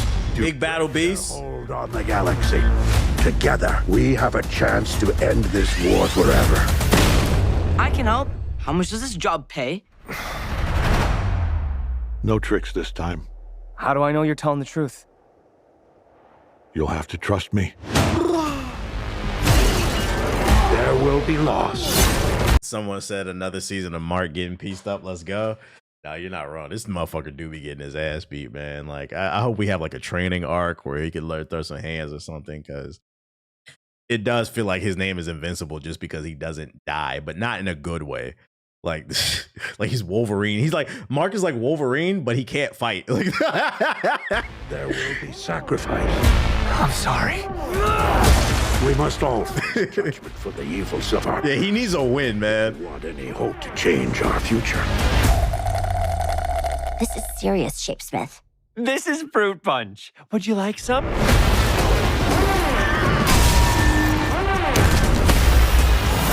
Is everyone ready? Yes!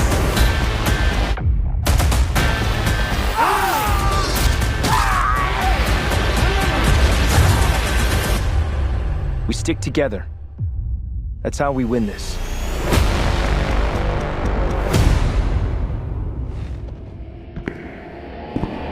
And I don't care what nobody say. No one. I know he the king of the Viltrumites, but this nigga, he's black. I don't care what nobody say. Thrag is black. Look at that fucking haircut. He light skinned at least. At fucking least. And he got that shit on, bruh. We gonna see some. I mean, people who read the books already knew who he was, but like, watch. By this time next year, because of this show, we gonna see a lot of Thrag cosplays. Watch. What's the name? This season looked like fuck all that world building and shit. This looked like straight gas. It's gonna, if you have not caught up, you're gonna have to catch up because it's gonna be straight blood and fighting in this bitch, bruh. In the next season too. With the 80s cocaine fur jacket, you know it. His character design is fucking fire. It's fire. I'm excited. March 18th. So a couple months. This is a day one. I will be on this. I will be on this shit, bruh. Who's Thrag's barber? That's a good question because he is in space. Who did get his shit extra crispy?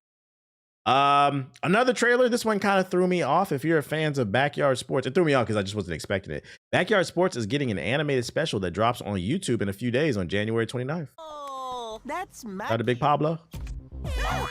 This is the Backyard Baseball Squad. We live for this. We breathe for this. Space T and is confirmed. We usher in a new generation of Backyard Sports fans. Quite the collection of characters. Start the game! I feel like this actually would work well as like a kid's show. It looks good animated. This makes it look too easy. January 29th, if you're into that stuff, on YouTube for free. Just thought I'd put it. That's Myron actually tried being friendly with you. Oh yeah, you saw that tweet? Yeah, like a long time ago. If anybody been in my streams for the longest, you know that. I you know, it's funny. I tried to when I tweeted that, I went to Twitch because you knew you could type in someone's username and see their chat history. I was gonna get a screenshot of them typing in my chat, but I can't. I can't pull the receipts up because they're banned from Twitch, so you can't find what they said. But I mean, if you've been around in my streams, it was when I was in Florida. Yeah, he came in my stream one time and he was trying to be buddy, but he left after I said that I didn't fuck with what he was saying about black people and black women. And I clocked him real quick. He's like, the media doesn't tell you. I saw he responded to my tweet. I'm not responding to that shit. Myra responded to my tweet, and I was like, oh, muting the tweet. I already know what kind of audience is coming over here.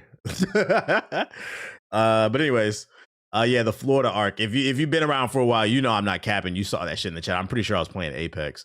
I'm pretty sure I could probably find a clip of it if I went through all my old clips. Oh, that's the last I got for that batch. And then I got one more batch for ya.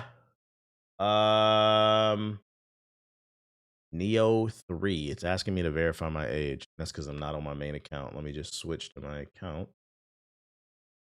Excuse me, that means this bitch is bloody as hell. So new Neo 3 gameplay walkthrough demo drop. We're gonna check that out, and I got a few more articles before we wrap the bitch up. Let's see what it's about. Big game coming out in February that I'm excited for. Welcome to the world of Neo 3. Thanks for joining us. It's good you steady yourself in GI in the streaming world. We try. Too much crazy shit. In Neo 3.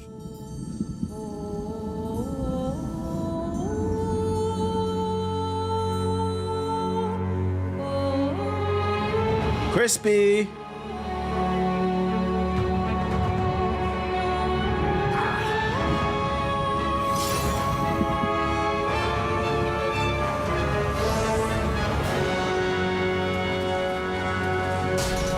A portion of Neo 3 takes place in Japan's Warring States period, where yokai roam and a horrifying realm known as the Crucible has emerged.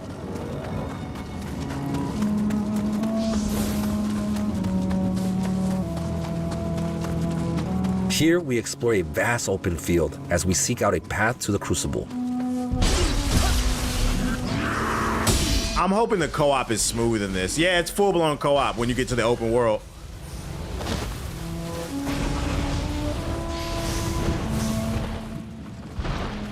Dude, another game like this? I got a question for you. No funny shit. Now, when I opened this batch of articles up, I said, all right, we got some new Neo 3 gameplay, a new demo, right? Why was your first visceral response to another one? Yeah, it's called Neo 3. It's the third iteration. Why? I don't know what you want me to say to that. Yeah, it's the third one. That's how 3 works. That means people are buying it. They like it. You don't, maybe, but people like it.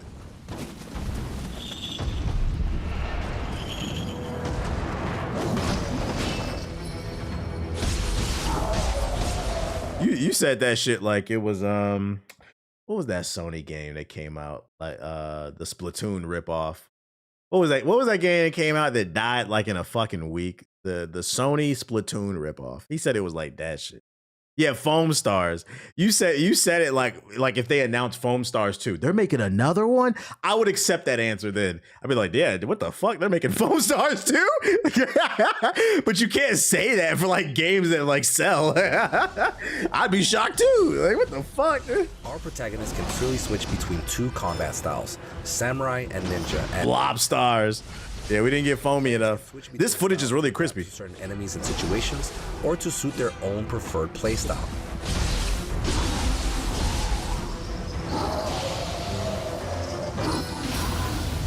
Got a little verticality. A Neo 3 hater is not a candidate for marriage. You heard what Waz said. Nani? In samurai style, we face enemies head on, utilizing martial. I feel like if you're not into Souls games, you might like this game because it's much more fast paced. It's just as much of an action game as a Souls like. Switching between stances to unleash a wide range of attacks. Lightning Blade. It's Neo 3 analog.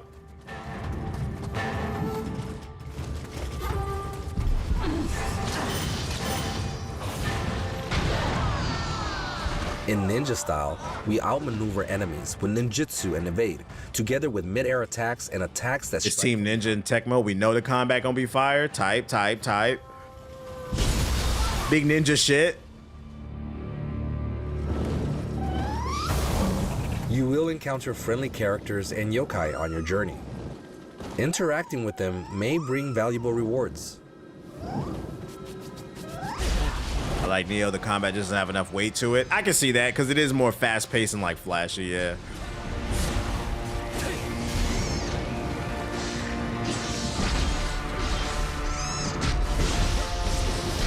Is that co-op or an NPC helping them?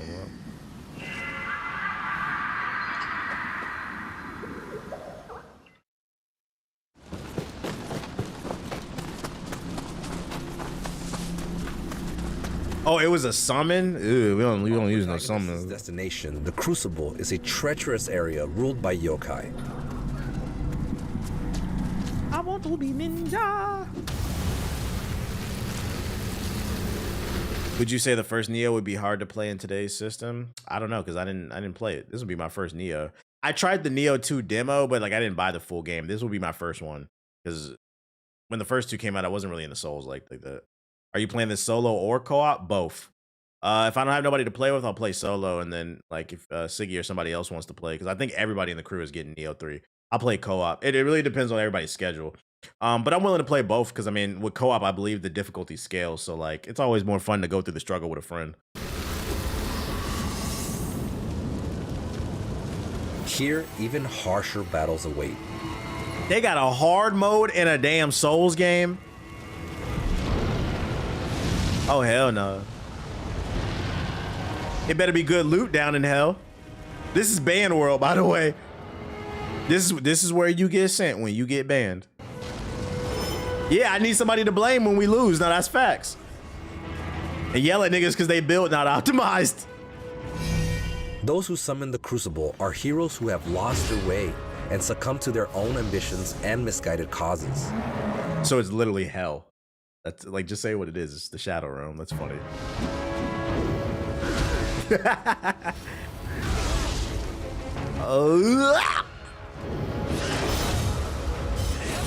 Our objective is to just where the PS4 users go and purify the crucibles in each era.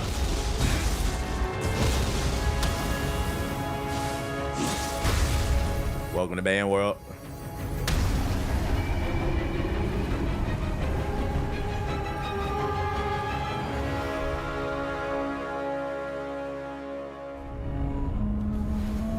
Once an enemy, always an enemy, it seems.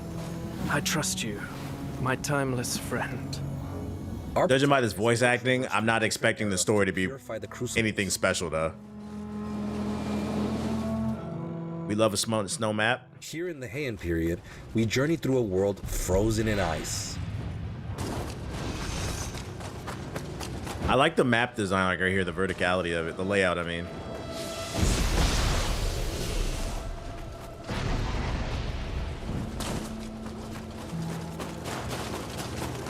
Is that a double jump? Has Team Ninja ever made a game with a good story? You're not wrong. Like, you're not wrong. They're definitely a gameplay focused dev team. I just feel like if they did and they've made so much money, right?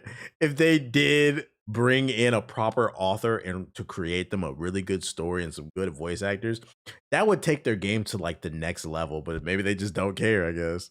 They just, as long as the game is fun, and I am a gameplay first person, so long as the game is fun, whatever.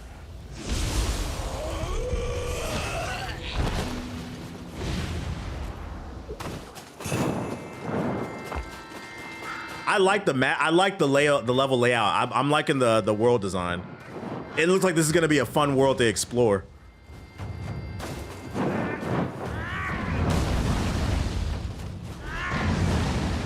What up, Rocket? Rock did it. We chilling. Little ninja shit. Damn, your tweet blew up like crazy. Did it? I haven't looked at it in a while. I'm about to mute that shit.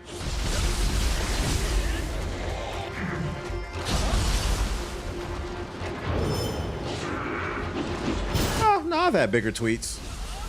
Recently, actually. He did alright. This is the first open world one. So the last two weren't open world? said TBH got motion, man. Nah, not even. I'm not even gonna say that. If you want a tip about being you got those fanboys hot, yeah. Like once I saw he responded, I muted the shit. If you want a tip on to grow on Twitter, Twitter is probably one of the easier platforms to grow on, because Elon, the one good thing he has done is he published the algorithm. So I mean, if you go on YouTube, you can watch videos of people summarizing how the Twitter algorithm works, and then you can base your content around that to optimize, so that you can find like growth if you're trying to grow like a platform or whatever. So like, nah, it's actually like in the past month, I've had like several tweets go viral. They calling me Jewish now? I guess I don't care. There's nothing a coon could ever say to me to bother me. They've sold their soul to the devil, so who cares? Because my response, it's like yo, like like on some real world shit. It's like the equivalent of like saying like but I still hit. It's like, but like on a deeper level, you're still a coon. You can say whatever you want. You're still a coon. Like there's nothing you can say to me, so like it doesn't bother me. I just mute the tweet and keep going. Like okay. It's the ultimate comeback.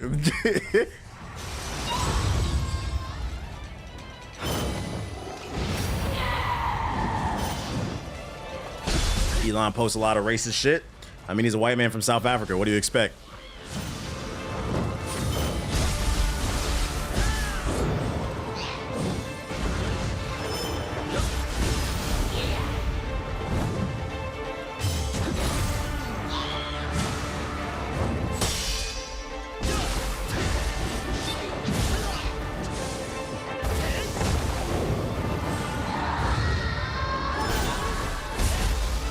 I can tell some of these fights are going to get on my nerves. These small arenas with these fast enemies. See, co-op. You can call upon other players to help you face powerful enemies. I hope progression crosses. I hope with the co-op, it's not based off of one save file. So when somebody comes into your game, at least they'll be able to like loot and keep the loot or whatever. It's Neo 3 Rock.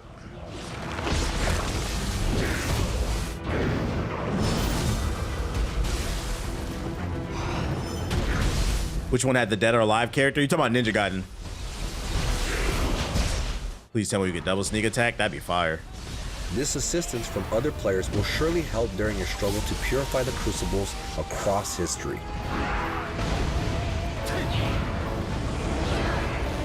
I feel like the fact that they're even highlighting it, I think that's like a subtle hint that you should probably embrace co-op, because some of these bosses are going to be ridiculous.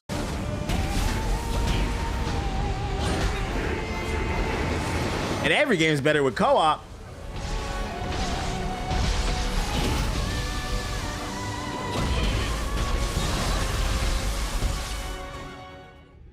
I've never done co-op in these games. Yeah, we know you're a sweat. Begins in the Edo period.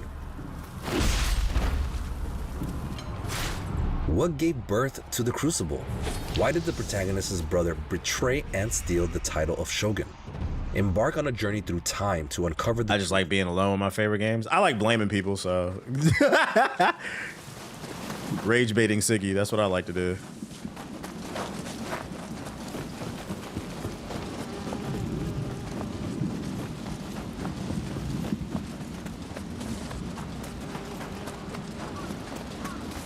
Can you parry dodge in the middle of it? I don't know.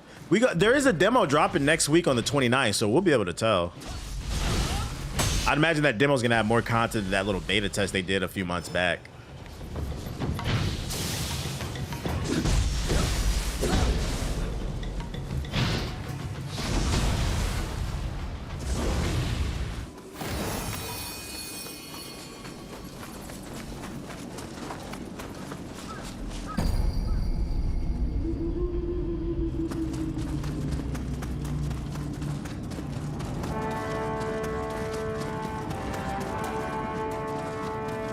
Looks good, looks kind of fast-paced at times. It's Team Ninja, it's supposed to be more fast-paced. That is an ugly-ass character design. What the hell? Got crystal ankles.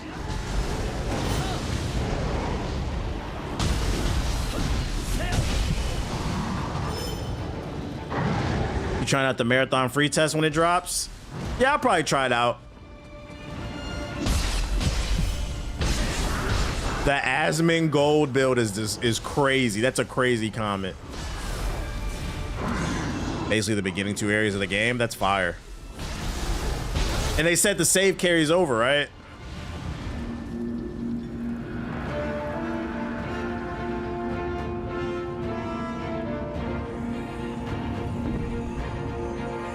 The light that sullies darkness is still here. Okay, bootleg Namor.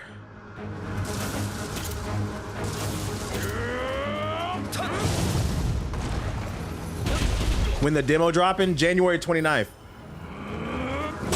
I think PC and PS5, I think.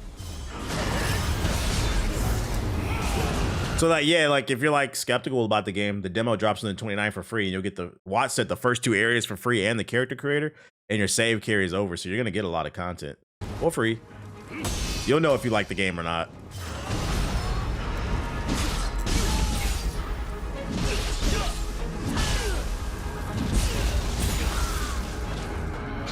Is human strength sufficient? Then let the dark radiance permeate everything!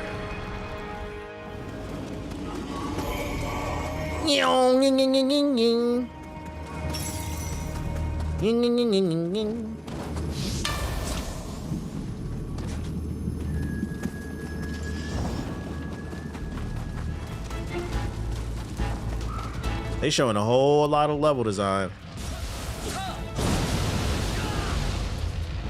I like that a lot more demos are recent or really long and they carry over. I think they kind of have to be. A demo is great for advertising. It's literally free advertising, especially like for people. If you come to streams like this, gonna be like, oh yeah, there's a demo and it carries over. But I feel like more games need to get back to doing demos because there's more competition than ever. So the easiest way to get somebody to spend some money is give them a free sample. So we'll see. We playing this on stream, yeah. We playing this on stream. Trials, the tribulations, the stress, overcoming the odds. Oh, they got little kicking moves? Oh, shit.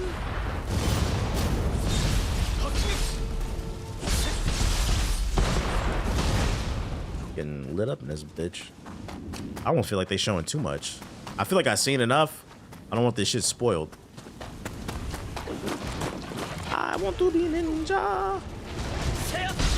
The Costco method. Yeah, I feel like I've seen enough. They shown a lot. I know I'm playing this shit. This is a day one. Welcome to the greatest combat. If you want to watch the rest of it, like I feel like I'm looking at it too much. I don't want this shit spoiled to me. I'm gonna drop it in the chat. I thought they were gonna talk more and explain more mechanic. They're really just showing off shit. At least it's not cinematic. At least it's gameplay in a day and age. Where's my music at? Moving on to the next story. Oh, this was the big story that came out today. 10 a.m. They got 1 million views on this shit. The game that was announced a month ago at the Game Awards is the final game and has been getting hated on extensively. The new hero shooter High Guard. It lives. A lot of people have been asking. Tweets have been going viral. Where is it? Where is it? Where is it? It would seem we're going to know on Monday, January 26th at 10 a.m. PST for the High Guard launch showcase. Here we'll share an in-depth look at the High Guard Direct from the studio, featuring a full gameplay deep dive, year one plans, and much more. Very interesting. It's very interesting. They've taken a very interesting approach, being very quiet, just letting people say whatever they want, and then Monday they're just gonna reveal everything. Was it where the PS4 game's at? Nah, bruh, nah. Coincidentally, I might be live Monday. We'll see. We'll look out though. We'll look out what's going on with that. Other High Guard news. High Guard requires secure boot and easy anti-cheat to run, leaving Linux and kernel conscious gamers out in the cold. This article's really weird to me. I've seen a couple articles like this framing this shit like in a negative way. Yes, the powerful anti-cheat shit does not work on Linux, but 99% of the world's population is not on Linux. Most of you guys will be able to play this unless you get a Steam machine when that shit comes out. So basically, all I got from this article, to summarize it, is Highguard will have a good anti-cheat system in it. I'm on Linux. All right, you're the one person in the chat that's on Linux. Give it up to Silverjoy. Give it up to Silverjoy. But yeah, know that you are gonna have you're gonna need an updated PC to play this game when they reveal it on Monday, because they got a similar anti-cheat in it to like Battlefield 6. What else I got for you? Trying this out on the Ouya. Despite signs of a Fallout Season 2 viewership slump, Amazon says it's Prime Video's 6th biggest season of all time. Following its slam dunk first season, Amazon's TV adaptation of Fallout has, according to reports earlier this year, faced a bit of a sophomore slump in terms of viewership.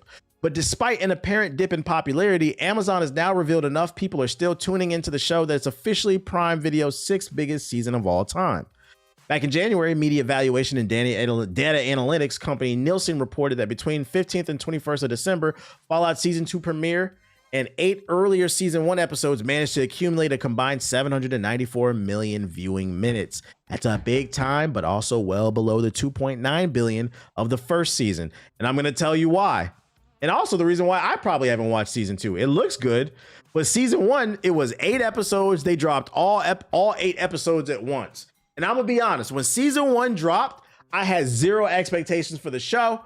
I'm a gamer. I said we could talk about it on the podcast. So I said I'm going to watch 1 or 2 episodes and then maybe I'll finish the rest when I can. But let me just get an episode or 2 in so I can give some first impressions on the podcast. The first episode I watched, that bitch had me hooked. I think I started like Friday night. By Saturday night, I was done with Season 1. That shit was fire. Because I justified it in my head. I'm like, normally I don't like to lay on the couch and watch TV, but it was only 8 episodes. I said, fuck it, I'm gonna run this bitch. I ran the whole season, bro, in a day and a half. Season 2, they've been doing it week by week, and I think it killed the momentum. I know some people prefer that format, but I like when they drop all episodes at once, because if it's good, I'm gonna want to watch more. Kind of like the new anime that came out that everybody's talking about, Sentenced to be a Hero. The first episode was an hour. That shit was fire. I was craving for more. Now I gotta wait week for week. I'm like, damn, bruh. I low-key, I be feeling like watching TV shows when they first come out is overrated in comparison to video games. Because you gotta let the episodes stack. I be wanting, when something's good, I want to watch more of it. So like I wouldn't read too much into this. From my understanding, Season 2 is just as fire. I think I'm just letting it finish and then I'm gonna watch it. Yeah, I like the binge shit, so it's all fresh in my head. Shout out to them though. They're still doing good. Some shows can do it, some shows can't. I feel that. I feel like with Season 1 though, especially because they said that the numbers were bigger, they should have just stuck to that format if it worked. I like seeing the community talk about media on the timeline. That's a plus. I feel that that's the benefit of the week to week. You get the week to week conversations. As long as people are engaged, it can backfire when the show's either mid or not good, because then ain't nobody gonna want to talk about it. Also, since the shows are weekly, the views are separate. True. But it is what it is. Shout out to them. Apparently there's a Dragon Ball event coming, and from what I saw on Twitter, apparently they're announcing a new Dragon Ball game, and I'm praying it's not Dragon Ball Sparking Zero 2, Sparking Zero DLC, Dragon Ball Kakarot DLC, and I'm hoping it's not Xenoverse 2 DLC, something different, okay? Akira Toriyama's Dragon Ball is one of the biggest entertainment franchises, and the anime is celebrating its 40th anniversary this year. Toei Animation is marking the occasion with a major event this weekend. Dragon Ball, I'm not even gonna bother to try to pronounce that shit, will be streaming live to fans worldwide tomorrow, January 24th, so we'll talk about it next week, for viewers in North America, and Toei Animation is making the stream available in both English and Japanese. I'll probably watch this. I'm gonna watch this, chat. Man, I'm gonna play this off stream, man. We're gonna finish this mission up off stream. Dragon Ball, I'm not gonna bother to even try to pronounce that shit, promises exclusive announcements, exciting new updates, and a stunning showcase of the latest Dragon Ball content. According to Toei Animation's official website, in addition to mysterious reveals, expect all-star appearances and thrilling performances at the event. Akio Ioka, Capsule Corporation's Tokyo president, and Masako Nozawa, the voice of Goku, are confirmed to appear as part of the 2 announcement events. Expect news on Dragon Ball's anime, manga, movies, and video games. So that's what I read on Twitter. Dragon Ball games producer Hirano and Dragon Ball Sparking Zero producer Jun Ferranti will deliver a new game announcement at the Dragon Ball. I'm not going to bother to even try to pronounce that shit. A new Dragon Ball movie is also rumored to be confirmed during the event. Will Dragon Ball Super come back either as a manga or a new anime? I saw something on the timeline, a rumor about they could potentially be doing a remaster of Dragon Ball Super. And I pray to God, Jesus, Buddha, Allah, Zeus, and Kratos that's not fucking true, man. I hope that's not true. We don't need that. The animation's fine. I pray that that's just Twitter running their mouth. Dragon Ball, I'm not gonna bother to even pronounce that shit. Kicks off at 10 a.m. JST and runs from 6 p.m. JST. In North America, the event started at 8 p.m. EST, 5 p.m. PST. Thank you. I don't know why you just said that. And runs late into the night. For Dragon Ball fans in the UK and Europe, the action begins very early in the morning at 1 a.m. GMT and 2 a.m. CAT. And then you have a list of all the things you can expect. Damn, this nigga really had hair. Yeah, it was surprisingly a lot of news that came out yesterday and then today. I had a lot to talk about. Is this like, oh, it's just the link. Oh, okay. So if you want the live stream link, I'm about to drop it in the chat. But there you go. If you want to save it as a tab or something like that, it's going down tomorrow, 5 p.m. PST or EST, 8 p.m. And then last but not least, I thought this was interesting. Retro handheld maker Ambernick has a new gamepad with a screen and a heart rate sensor. If you don't know what Ambernick, you probably do if you go on TikTok. They're the ones that make all the bootleg Chinese emulators. There's like a new one every fucking month, and all the TikTok creators try to push it in the shop. And I'm like, bro, I already got one. Relax. They're making controllers now. File this under things that make you go, Retro handheld maker Ambernick is launching a new controller with a screen, but unlike Nintendo's Wii U controller, there's no second screen gaming capability here. Instead, the display is designed to make customization intuitive and effortless. Oh, and the controller also has a heart rate sensor because, hey, if you're going weird, I say fully commit. The Ambernick RGGO1 has a 2.5-inch HD display that the company describes as an HD smart screen. The idea is to remap buttons and program macros and change other settings without requiring software on a connected device. Meanwhile, Ambernick says the heart rate, I don't know if I like that. I'm sorry. I don't want to do my macros and my buttons on a fucking 2-inch screen. It's easier to just click the software on the PC and just do it real quick. I feel like this is more of a hassle. But anyways, meanwhile, Ambernick says the heart rate detection helps you monitor your well-being during its intense sessions. I would hope that folks with heart rate conditions would use something other than a gamepad to monitor their pulse, and I don't know why any else would be worried about that while gaming. Too many Red Bulls? Regardless, Ambernick seems to be leaning into the novelty and the curiosity space here, so at least it fits the motif. The only thing I feel like this would be useful for if you play like scary games, if you stream them, or maybe you don't even stream scary games, you just play a lot of them. Maybe you want to monitor your heart rate, or if you play like a fitness game. But other than that, I don't really know what the fuck this would be for. I feel like you don't need an expensive controller with a touchscreen to tell you you're a fat ass. If you're playing video games and your heart rate is above anything above like 70 to like 90 beats per minute, you need to get your fat ass in the gym, okay? It doesn't have anything... whatever, dude. The RGGO1 connects in 3 ways: Bluetooth, and a wire. It supports onboard calibrations for the triggers, joysticks, and a 6-axis. Man, let's look at this fucking trailer. Like if you're playing video games and your heart rate is like 150, like you're working out, like you don't need to be playing video games. You need a gym membership. And I don't think you need a fucking controller to tell you that. Watching the stress levels rise playing Marvel Rivals type shit. Wow, this is the world now renowned Ambernick Smart Controller. Maybe this would be cool if you could actually play games on it, like with a bigger screen, kind of like the PS Portal, but you could play all your games on it. Heart rate detection and a heart rate alarm. Oh, see, the article didn't mention that. It has a heart rate alarm. So yeah, if you're playing Marvel Rivals and a Black Widow is stressing you out, you getting hit with the Zaza, it says, hey, your heart rate's at 175 and you're playing Marvel Rivals. Maybe you need a break. Maybe that could be useful to somebody. Yeah, you're playing with an 0-5 Black Widow? Got a little axis on it.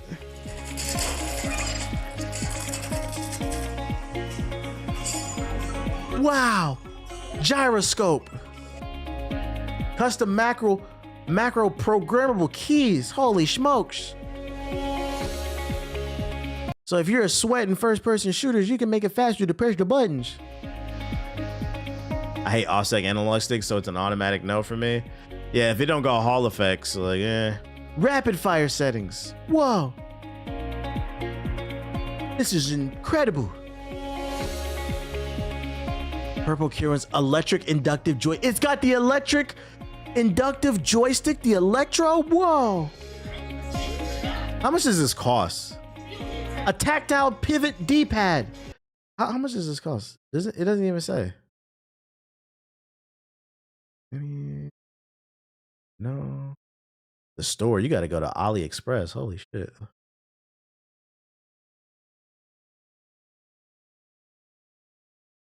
What? Why I clicked the link and fucking it took me to a 3DS. See, this is what I'm talking about. They made a 3DS fucking emulator. Where the controller at? I don't know how these motherfuckers is not getting sued. A 3DS that plays PlayStation 2 games. Okay, so you guys put a link in there, but not to the controller. Game controller. Okay, so there's not like a pre-order page where we can figure out where it costs. I'm working too hard for something I barely care about. I don't want no fucking coupon, nigga. I don't use coupons, nigga. The fuck? Is this the same? So it's not okay.